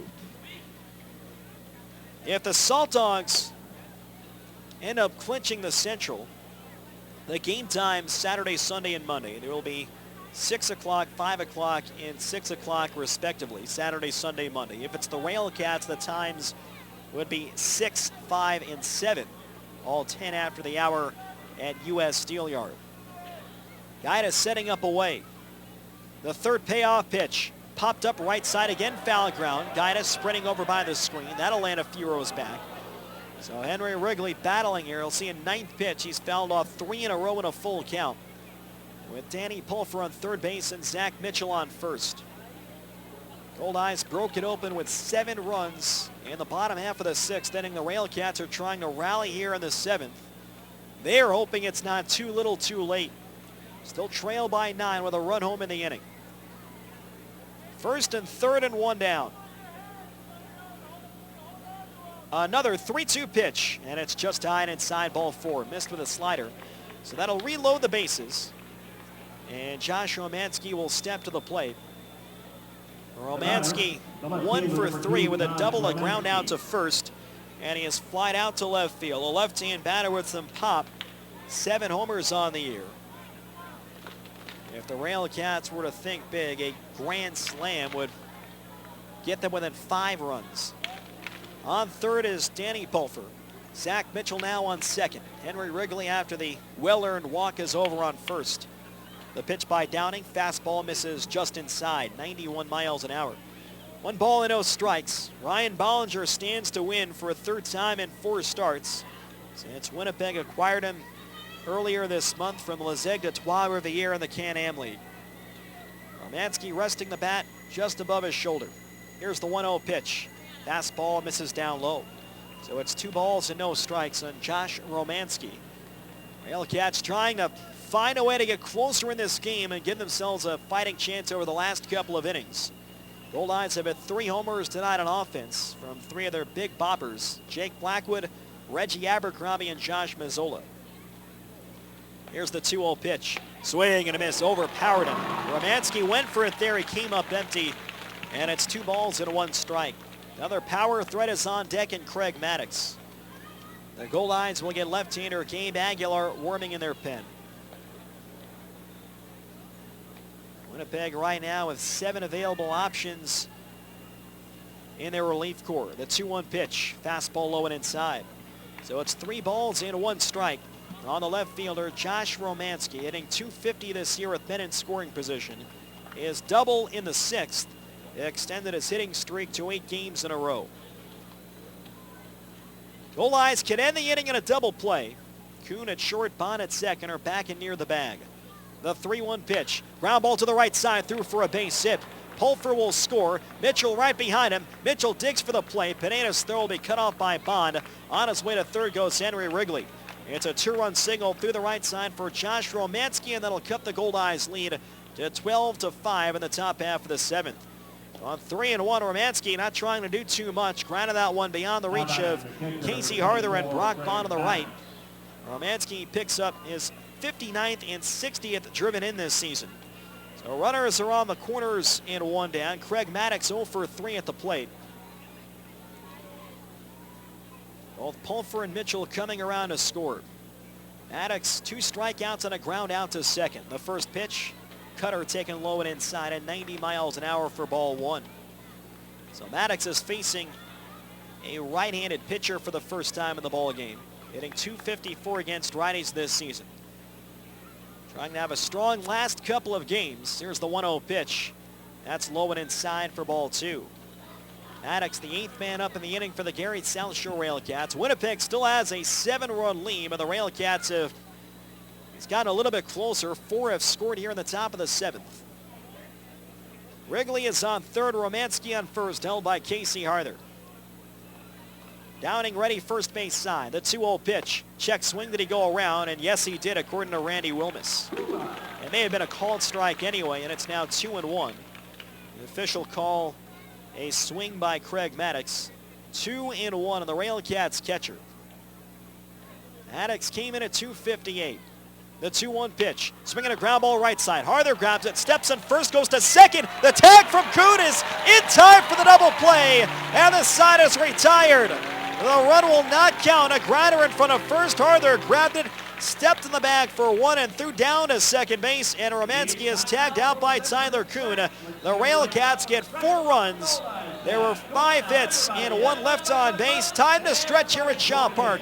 It's 12-5 Winnipeg on Jewel 101. Things you'll never hear a Cambrian Credit Union member say. Oh, I just love paying service fees. My high mortgage rate is amazing. Yes, I'll pay $1.50 to use this ATM. With Cambrian Credit Union's great rates and free banking through the UnFee, Cambrian members won't say these things. With a full range of hassle-free financial services, they're here for Manitobans. Cambrian Credit Union, building strong financial foundations for making dreams come true. Support your own, the Goldeyes. And Fort Garry Brewing. Located right here in Winnipeg, Fort Garry Brewing is Manitoba's #1 brewery, crafting a full spectrum of delicious beers and ales, including the award-winning Fort Garry Dark and the fan-favorite Fort Garry Pale, both of which are available at Shaw Park, so cheer on the home team. Fort Garry Brewing, Manitoba made, Manitoba's own. To some, he is a hero. To others, merely heroic. But to us, he's a Pools Hall of Famer. Raised on highlights and minor league stats, he played his game cards like he played Division 12 slow pitch. To win. Home team? Check. Visiting team? Check. Champion? Check. Be a legend. With Sports Select, Pools players won over $7 million last year. Pick the winning teams today at your lottery retailer. Remember, keep it a game. And now, back to Winnipeg Goldeyes baseball on Jewel 101. Bottom of the 7th at Shaw Park, now 12-5 in favor of the Winnipeg Goldeyes. Gary SouthShore put 4 on the board in the top half of the 7th inning. The Goldeyes set up 9-1-2. Jordan Guida, Brock Bond, and Jake Blackwood against a new pitcher, a second consecutive lefty. Sean O'Neill takes over for left-hander Andy Loomis. Pitching changes brought to you by Johnson Waste Management. Call 452-0909. Left-hander Sean O'Neill makes his 9th overall appearance, his 5th with the RailCats. He was pitching with the Redhawks earlier this year. He's 1-3 with a 5.40 ERA, no saves, 18 1/3 innings, 26 hits, 12 walks, 9 strikeouts. Opponents hitting .361 against Sean O'Neill. Jordan Guida 2 for 3 with a run scored. He takes a fastball high and outside, 1 ball and no strikes. Sean O'Neill, 6'2", 195 pounds. A 23-year-old left-hander from Philadelphia, Pennsylvania. A 1-0 pitch, and foul the other way. It's 1 ball and 1 strike. The final line on Andy Loomis. 1 inning, 3 earned runs, 3 hits, no walks, no strikeouts through 16 pitches. O'Neill, the 4th reliever used tonight by the RailCats. 12-5 Goldeyes in the bottom half of the 7th inning. Here's the 1-1 to Guida. Foul back towards the screen, and it's 1-2. Guida had a key at bat during the 7-run 6th after Pineda led off with a single. Guida was up to bunt. He dropped a good one down to the left side, and Ethan Gibbons was unable to make the play, and Guida ended up safe with a bunt single. O'Neill winds on the 1-2 pitch. Breaking ball line down the left field line. That hooks foul over towards the Goldeyes bullpen. It's still 1-2. O'Neill last pitched on Thursday at Sioux City. Allowed 1 earned run in 2/3 of an inning 2 hits, 1 walk, no strikeouts. The Explorers beat the RailCats 6-1. O'Neill going from the windup with nobody on base. Guida crowds the plate. Another 1-2 pitch. Slider taken low and inside, 2-2. He's the second true rookie used tonight by Greg Taggart. Ethan Gibbons the other. O'Neill began this season with the Redhawks, made 4 starts, went 0-3 with a 5.29 ERA.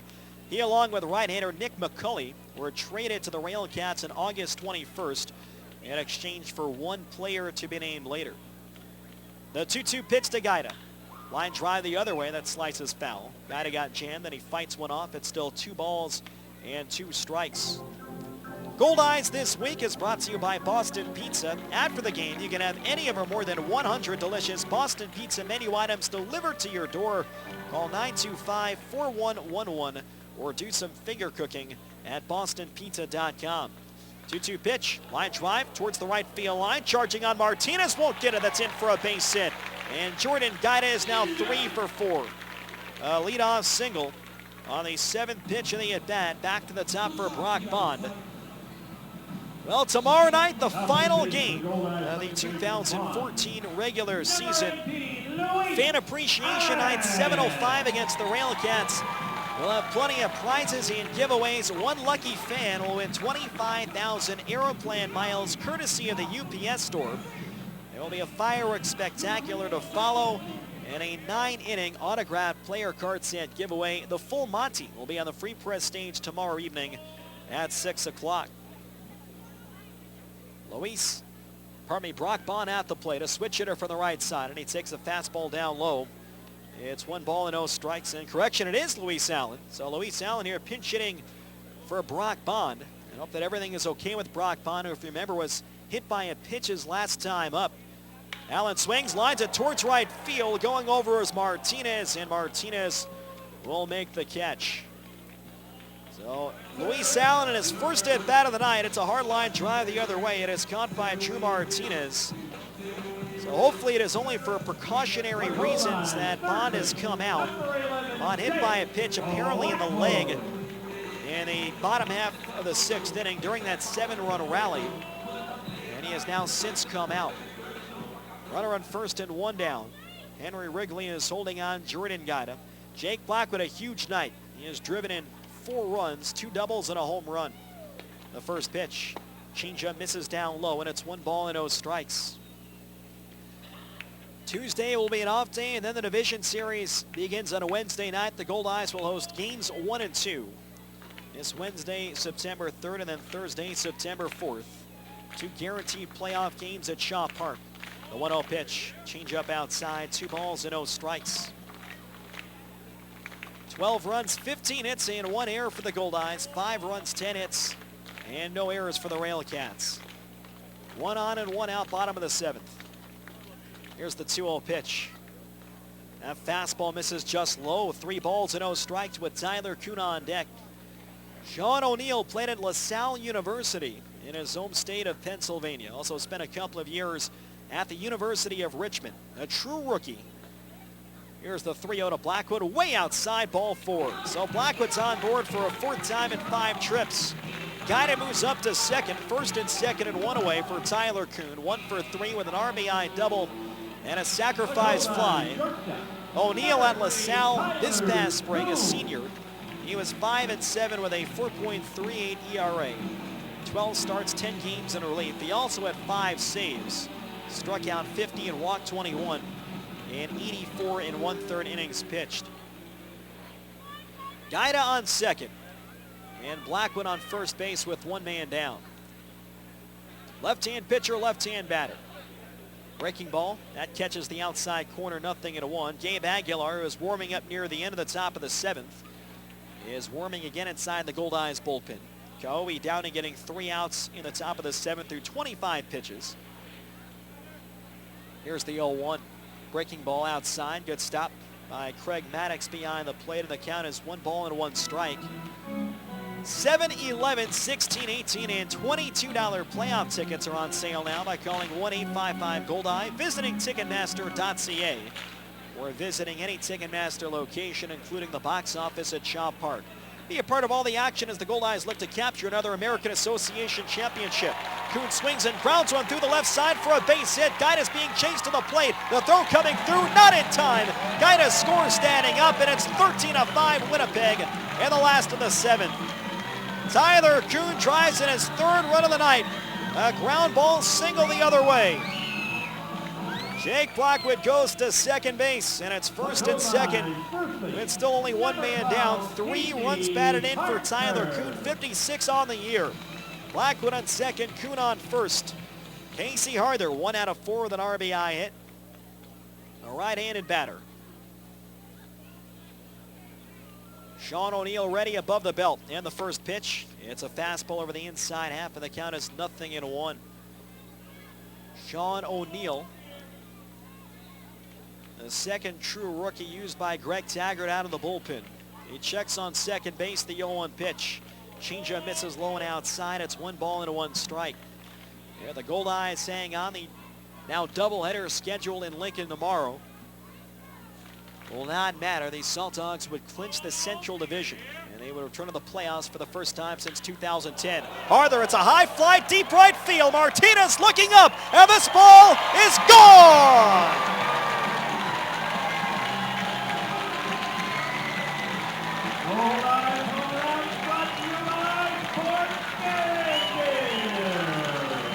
Casey Harder with a monstrous opposite field 3-run homer.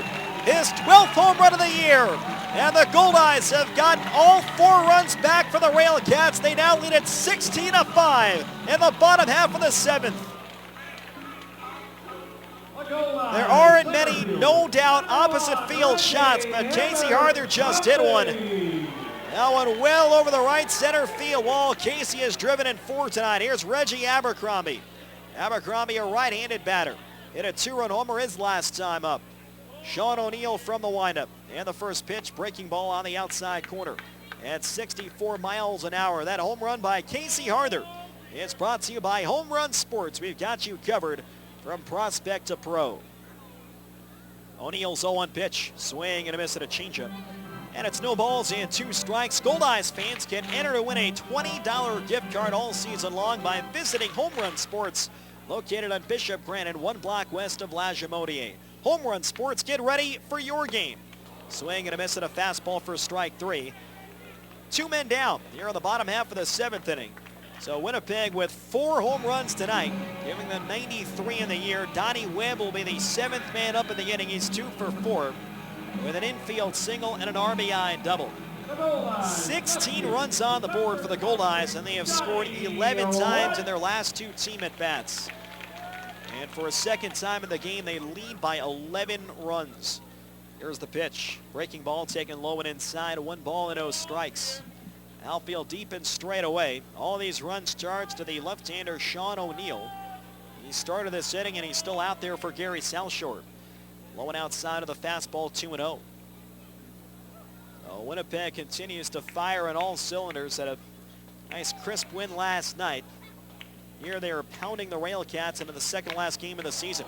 Webb drives one a deep center field. Back into the left is Drew Muranese there. Makes the catch, and the side is retired. The Goldeyes score 4. There were 3 hits and nobody left on. End of 7 in downtown Winnipeg.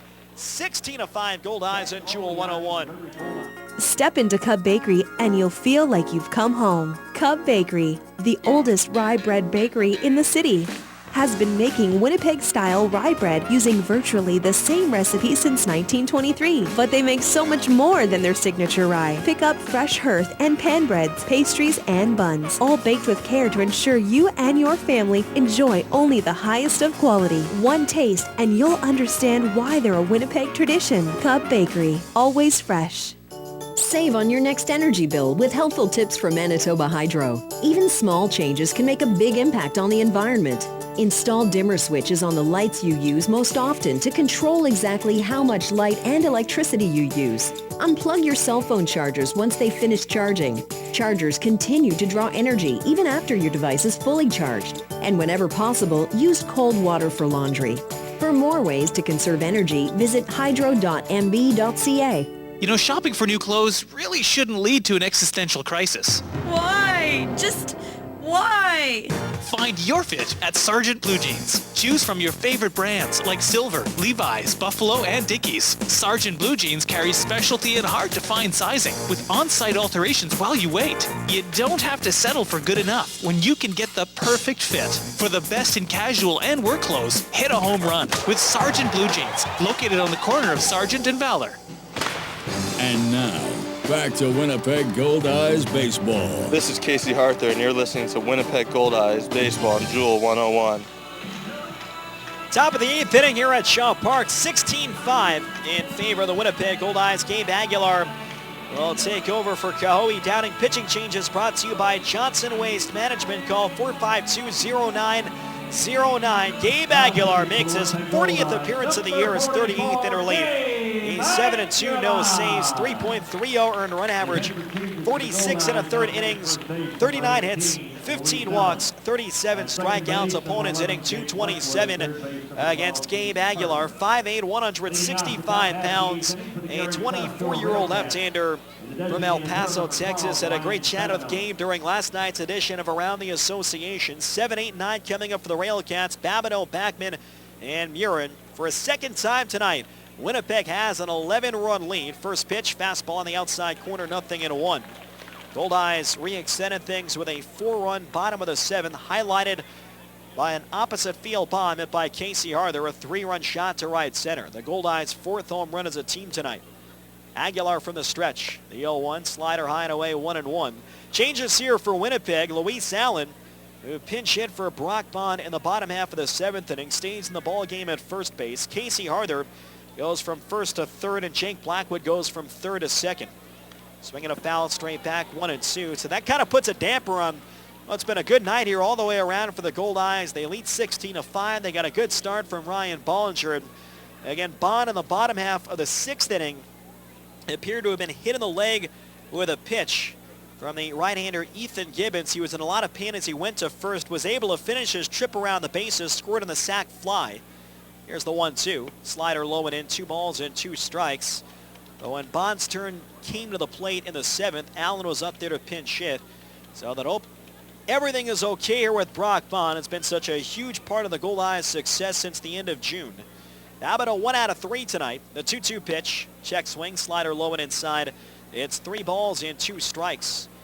Gabe Aguilar, last pitched in the series opener on Friday night. He worked an inning and a third scoreless, 2 hits, no walks, and 2 strikeouts, and relief for the starting pitcher, Matt Jackson. 3-2 on Babineau, the DH. Aguilar's ready in the payoff pitch. Breaking ball hit in the air to center field. Abercrombie going back into his lefties there. Abercrombie in front of the track, reaches down and makes the catch.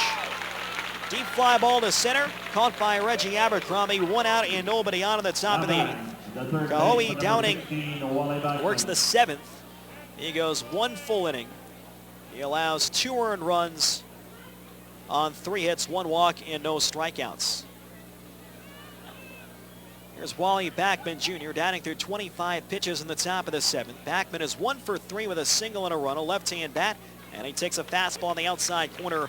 It's no balls and 1 strike. 16 runs, 17 hits, 1 error for the Winnipeg Goldeyes. 5 runs, 10 hits, and no errors for the Gary SouthShore RailCats. Fastball, that one's taken low. 1 ball and 1 strike. A 17-hit night for the Goldeyes, and all 9 starters have at least 1 hit in the ball game. The 1-1 pitch, swing and a miss, and a slider away. It's now 1 ball and 2 strikes. In fact, not only did all 9 starters have at least 1 hit, all 9 starters have scored at least 1 run in tonight's game. Drew Murin, a left-hand batter, it's on deck. Aguilar, the second reliever used tonight by Winnipeg. The 1-2 pitch, swing and a miss, got him on a slider. 2 outs here in the 8th. Drew Murin steps up 1 for 3 with a single and a run scored. He is grounded to second and flied out to center field. Goldeyes lead by 11. And if you're the Lincoln Salt Dogs, we're 4 outs away from going to the playoffs for the first time since 2010. You're a left-handed batter. Has done well against lefties this season. 2 outs, nobody on, top of the 8th. You're in a 3-0-1 hitter against lefties entering tonight. First pitch, breaking ball on the outside corner. 0-1. The pitchers of record are still the starters. Ryan Bollinger, a quality start over 6+. He stands to improve to 3-0 with the Goldeyes and 8-7 overall this season. Aguilar's 0-1. Swing and a miss at a slider away. It's quickly no balls and 2 strikes on Drew Murin. Stephen Booyer only threw 1 inning. Allowed 3 runs in the bottom of the first. He is on the hook. 0-2 on Drew Murin. Crowd tonight of 5,011 here at Shaw Park. 16-5 Goldeyes in the 8th inning. Aguilar brings the hands together, first base side of the rubber. The 0-2 pitch, breaking ball, grounded the other way. Kuhn slides, backhands, pops up, throws to first. Dug out by Allen, and the inning is over. Great play in the hole by Tyler Kuhn, and Gabe Aguilar is a 1-2-3-8. No runs, no hits, and nobody left on. It's 16-5 in favor of the Goldeyes on Jewel 101. Watching the game is something to enjoy. But remember, drinking any alcohol and driving don't mix. Drinking and driving puts you and others in danger. Your best bet is a designated driver who has had no alcohol. Enjoy the game, but whatever you do, don't drink and drive. To keep Manitobans safe behind the wheel, police are increasing enforcement near you. Watch for them. A message from Manitoba Public Insurance. At MTS, we know there are lots of things that can keep you awake at night. But worrying about internet overage charges shouldn't be one of them. With MTS, you get unlimited internet on all our personal plans. So you never have to think about how much data you're using and how much it's going to cost you. Surf, download, and stream all you want for as low as $20 a month for the first 3 months and rest easy. Conditions apply. Visit your nearest MTS Connect store for details. It's a Winnipeg tradition. The Pony Corral Grand Park presents the original Sunday night cruise night. Come on out and enjoy food and drinks on the patio, all while the city's most impressive hot rods, motorcycles, and special interest vehicles strut their stuff. Oh, and don't forget about the hourly prizes. Sunday night cruise at the Pony Corral, hosted by the Fab 50s Car Club, sponsored by Piston Ring. And now, back to Winnipeg Goldeyes Baseball. This is Nick Hernandez, and you're listening to Winnipeg Goldeyes Baseball on Jewel 101. Bottom of the 8th inning at Shaw Park. Winnipeg in front by a score of 16-5 over the Gary SouthShore RailCats. 7-8-9 coming up. Mazzola, Pineda, and Gaida against left-hander Sean O'Neill, who was out for a second inning of work. O'Neill was touched up for 4 earned runs in the bottom half of the 7th. First pitch to Mazzola, breaking ball, misses low and outside, 1-0. The RailCats will trail by at least 11 in the 9th. They will have the top of the lineup coming up: Pulfer, Martinez, and Mitchell. 1-0 pitch. Fastball down low, and it's 2 balls and no strikes. Right-hander Chris Kissick warming up in the Goldeyes pen. As far as the playoff race is concerned, the RailCats have 3 outs left in their season. The 2-0 pitch. Fastball high and outside, 3 balls and no strikes. They have had a very good year. Another winning season under Greg Taggart. 52-46 entering tonight. A 3-0. And Mazzola takes all the way. It's a fastball at the knees, 3-1. If Gary is unable to come back, they will certainly look back at losing 7 of 10 head-to-head against the Salt Dogs this season. 3-1 pitch. Line shot, base hit center field. Now it almost squared up the back of Sean O'Neill. Josh Mazzola with his second hit of the ball game. A leadoff hit here in the 8th, and that'll bring up Ryan Pineda, who started the 7-run inning back in the 6th with a muscled single to shallow center. He's 1 for 4 overall with a run scored. The RailCats also had a losing record within the Central Division, something else they will likely point to when the regular season finishes up. The RailCats, they were 19-25. You compare that to what the Goldeyes have done against their divisional opponents. Winnipeg 28-12 against the North this year. No other team in the North has a .500 record. Fastball on the outside corner, 0-1. Fargo 16-18 against North opponents. St. Paul 16-20, and the Canaries 15-25. Now, of course, a lot of that has to do with the fact that Winnipeg is 28-12 against those other three teams. Wrigley not holding on Mazzola at first. Fastball taken just high and away. It's 1 ball and 1 strike. In fact, in terms of the overall records, the other three teams in the North are below 500. And it'll be that way if St. Paul loses tonight. They were down 5-2 last we checked in Kansas City. Breaking ball, line drive, one hopper to second, bobbled by Mitchell, goes to second for one. The reel to first by Pulfer. Wouldn't have been in time anyway. It's dropped by Henry Wrigley. A fielder's choice, 4-6 on the force play. Second baseman is shortstop, and Pineda is on first with 1 man down. Jordan Guida, big night of the 9-hole, steps up. He's 3 for 4, 3 singles and a couple of runs scored. Looks like Chris Ketzik will get the top of the 9th inning for the Winnipeg Goldeyes. Gabe Aguilar at a 1-2-3-8. Pineda again not being held by Henry Wrigley, and really that says it all right now for the RailCats. First pitch fouled straight back, and the count is 0-1. A team that really more than any other in this league fights to the final out, to the final pitch. They are conceding the runner at first. Wrigley plays behind Ryan Pineda in the 8th inning. The 0-1. Change-up misses low and outside, and the count is 1 ball and 1 strike. The Saints have tied it. It's now 5-5 in the top of the 6th inning at Community America Ballpark. And they're back to 9-inning action after the T-Bone swept the doubleheader yesterday. 1-1 pitch. Fastball misses inside. 2 balls and 1 strike. So Jordan Guida now 10 out of 22 in his last 7 games with a plate appearance. Luis Allen is on deck. He had a pinch hit for Brock Bond in the 7th. 1 on and 1 out. The 2-1 to Guida. Swing and a miss at a changeup. Good pitch. And it's 2 balls and 2 strikes. Goldeyes 16 runs, 18 hits and 1 error. The RailCats 5 runs, 10 hits and no errors. A Goldeyes win tonight would effectively clinch the Central for Lincoln, and the Goldeyes would welcome the Salt Dogs on Wednesday evening. The 2-2 pitch, breaking ball, grounded foul outside of third. Rick Forney had a hop out of the way. It's still 2-2. Chris Salamita will be the Game 1 starter for Winnipeg. Winnipeg's remaining rotation up in the air. You know it's going to be some combination of Hernandez, Jackson, and Hollingsworth. The order is yet to be determined. 2-2 pitch. Fastball low and outside. So now it's 3 balls and 2 strikes. Allen on deck, and then Jake Blackwood would follow. 9 different Goldeyes with at least 1 hit and 1 run scored. In a lopsided game right now at Shaw Park. The payoff pitch. Low and inside, ball 4. 3-2 slider, and Jordan Guida's on board for a 4th time tonight. 1st and 2nd for Luis Allen. So Allen, who is going to get tonight off, had a pinch hit with Brock Bond apparently leaving, hopefully due to precautionary reasons after getting hit by a pitch in the 6th. Allen will get another shot here to get a little bit closer to Max Poulin. 629 hits in his 6 years with the Goldeyes. Max Poulin's franchise record 631.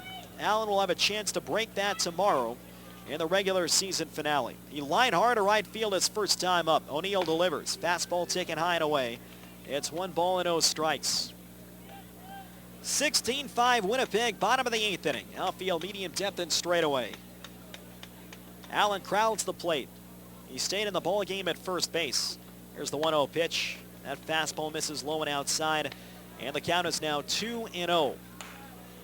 Allen against left-hand pitching on the year at 17 out of 67, a .254 average. Pineda on second, Guida on first. Swinging a high fly down the right field line, slicing by the RailCats bullpen. And that'll land beyond the reach of Drew Martinez in foul territory. It's now 2-1. Just a reminder to all Goldeyes fans that 1 home game remains in the 2014 regular season. If you're holding on to any rainout tickets, Salisbury House High Five ticket vouchers or Safeway Flex ticket vouchers, they will all expire at the end of the regular season tomorrow, Monday, September 1st.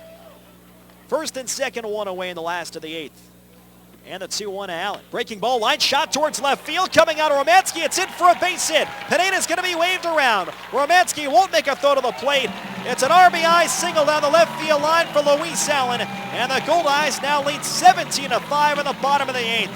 So Luis Allen now one hit shy of the Goldeyes franchise record number 630 in a Goldeyes uniform, and he drives home his 50th run of the year, the 6th different Goldeyes player to reach 50 RBIs in 2014. Jordan Guida went to second on the base hit. Guida on second, Allen on first. Here's Jake Blackwood, who is in a monster game, 3 for 4. 2 doubles, a homer, 4 driven in, and 4 runs scored. The first pitch from O'Neill. Fastball misses down low, and it's 1 ball and no strikes. We talked about Wrigley not holding on the base runners early in this inning. There's not a soul warming up right now in the RailCats bullpen. O'Neill is being left out. He has now given up 5 runs over an inning and a third. Swinging a line shot towards right center field. Another long run. Murin going to his left. Reaches, dives. It's off his glove. It rolls to the warning track. Around third is Jordan Guida. He'll be waved to the plate. Allen is stopped at third. Guida will score standing up. And Jake Blackwood safe at second with an RBI double. His 5th RBI and 3rd double tonight. It's now 18-5 Goldeyes as Blackwood picks up Winnipeg's 20th hit of tonight's game. A 4-hit, 5 RBI night for Jake Blackwood in the 2-hole. And Winnipeg is 2nd and 3rd and still only 1 away. Guida and Allen almost got doubled up in the base paths, so Rick Forney was waving Guida home. He had to stop Luis Allen as the throw finally came back towards the infield. It briefly got away from the catcher, Craig Maddox. It hit the backstop and came back before Allen had a chance to come home. So Blackwood now with 47 runs batted in. Here's Tyler Kuhn, second and third, 1 out. Breaking ball misses just high, and the count is 1 ball and no strikes. Blackwood smacking doubles all over the field. 3 of them tonight, 1 to center, 1 to left center, and now 1 to right center field. Here's the 1-0 pitch to Kuhn. Line shot towards shallow left, coming out of Romansky. He reaches down and makes the catch. The runners hold second and third. Another hard hit ball by Tyler Kuhn. Now 2 away for Casey Harther, who smacked an opposite field 3-run homer his last time up. Well, we said earlier tonight Blackwood would probably fall just shy of 50 runs batted in, but with 5 in this game, he now has 47. So Blackwood tomorrow could be the 7th different Goldeye to get to 50 driven in this season. Lefty to righty, and the first pitch to Harther way outside. Maddox had a jump up and to his right, preventing a wild pitch from Sean O'Neill. It's 1 ball and no strikes. A lot of big-time performances in this game. Brock Bond was on base 3 times and scored twice. Blackwood 4 hits, 4 runs, 5 driven in, including 2 doubles and a homer. Kuhn has driven in 3 and scored twice. Harther drives one towards left field. It's right at Romansky, who makes the catch. Harther smoked that one to left on the side as retired. Winnipeg scores 2 more runs. There were 3 hits and 2 left on base. End of 8 innings at Shaw Park. It is 18-5 Winnipeg on Jewel 101. You had a long night, and you're hardly awake. You need breakfast, but it's 11 o'clock. Does that even matter? Why eat somewhere that tells you you can't have what you want when you want it? Just go to Robin's anytime for their Breckwich, made with everything you want, like egg, tantalizing ham, perfect bacon, delicious sausage, and of course melt-in-your-mouth cheese that you can enjoy on a croissant bun, wrap, or bagel, served all day. Only from your hometown hero, Robin's. Fast, fresh, and friendly. This is Goldeyes Baseball on 100.7 CFJL, Jewel 101, Winnipeg. We all know that money doesn't grow on trees, but it sure grows in our branches. At Steinbach Credit Union, you get a great interest rate on any of our savings accounts, right from $1. That's right, no minimum balance here. Add to that a complete range of financial products and our unparalleled service, and that could put a smile on anyone's face. So switch to SCU today and laugh all the way from the bank. Steinbach Credit Union, taking care of the world's most important money, yours. Cheers to the NSA slow pitch team whose uniforms are not uniform at all. Cheers to the times where more prep goes into playing after the game than playing in it. Cheers to the team who carries the cooler to the bench first and then maybe goes back to the van for the bats, balls, and gloves. Cheers from the Bud family, Budweiser, Bud Light, and Bud Light Lime. proud sponsors of your Winnipeg Goldeyes and every NSA slow pitch team in Winnipeg. Go get 'em! And now, back to Winnipeg Goldeyes Baseball. This is Ethan Hollingsworth, and you're listening to Winnipeg Goldeyes Baseball on Jewel 101. The Winnipeg Goldeyes now lead 18-5, getting 2 more in the 8th. The 18 runs tie a season high. They had 18 against the T-Bones back on July 3rd here at Shaw Park. And Chris Kissick will try and get the final 3 outs. He'll take on the top third Pulfer, Martinez, and Mitchell. Pitching change brought to you by Johnson Waste Management. Call 452-0909. 46th appearance of the year for Chris Kissick. That'll tie him for 4th in the league. 0-5, 17 saves, a 3.32 ERA, 43 1/3 innings, 49 hits, 11 walks, 43 strikeouts. Opponents hitting .282. Danny Pulfer 2 for 4, and he takes a fastball on the outside corner, 0-1. He has scored twice and driven in a run. 18-5 Winnipeg. The Goldeyes 3 straight crooked numbers. They have scored 13 runs over the 6th, 7th, and 8th innings. The 0-1 pitch. Line foul the other way, and the count is no balls and 2 strikes. Kissick, 6'4", 185 pounds, a 29-year-old right-hander from Trail, British Columbia. He relieves Gabe Aguilar, who was perfect with a strikeout in the top of the 8th, throwing 13 pitches. He is trying to lock down Ryan Bollinger's 3rd Goldeyes victory in 4 starts. Bollinger went 6+ and worked a quality start, allowing just 3 earned runs. The 0-2 pitch, loop foul the other way. A defensive cut by Pulfer, and he stays alive at 0-2.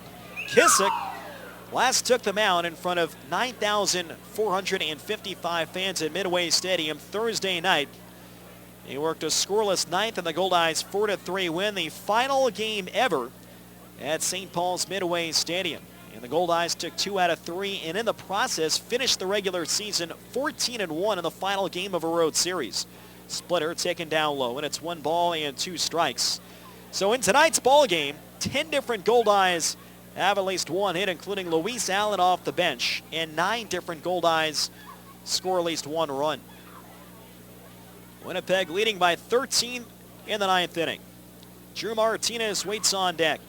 Here's the 1-2 pitch, swinging a grounder foul to the left side, and the count is still 1 ball and 2 strikes.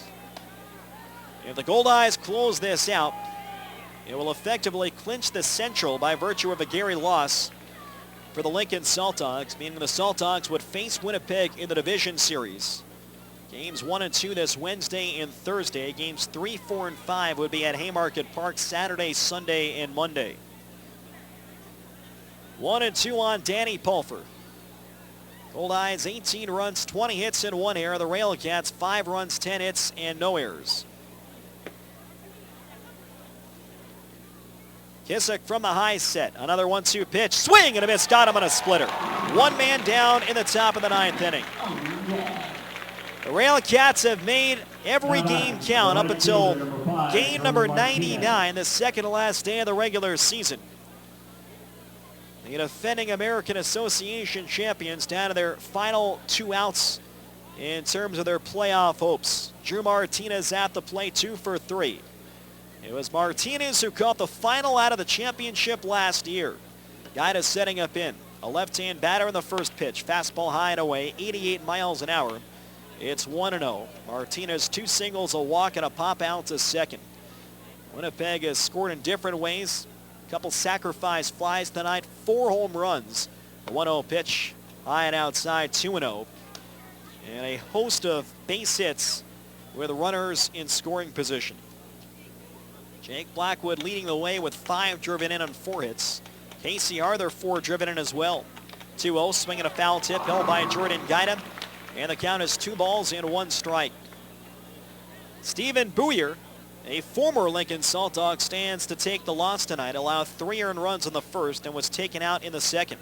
2-1 pitch, popped him up, foul ground to the left side.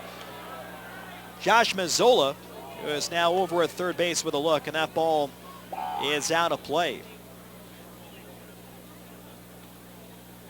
So the count is 2-2 on Drew Martinez. So it looks like Josh Mazzola is coming from DH to play third base, which means for technicality purposes, Chris Kissick is now batting in Casey Arthur's cleanup spot in the lineup.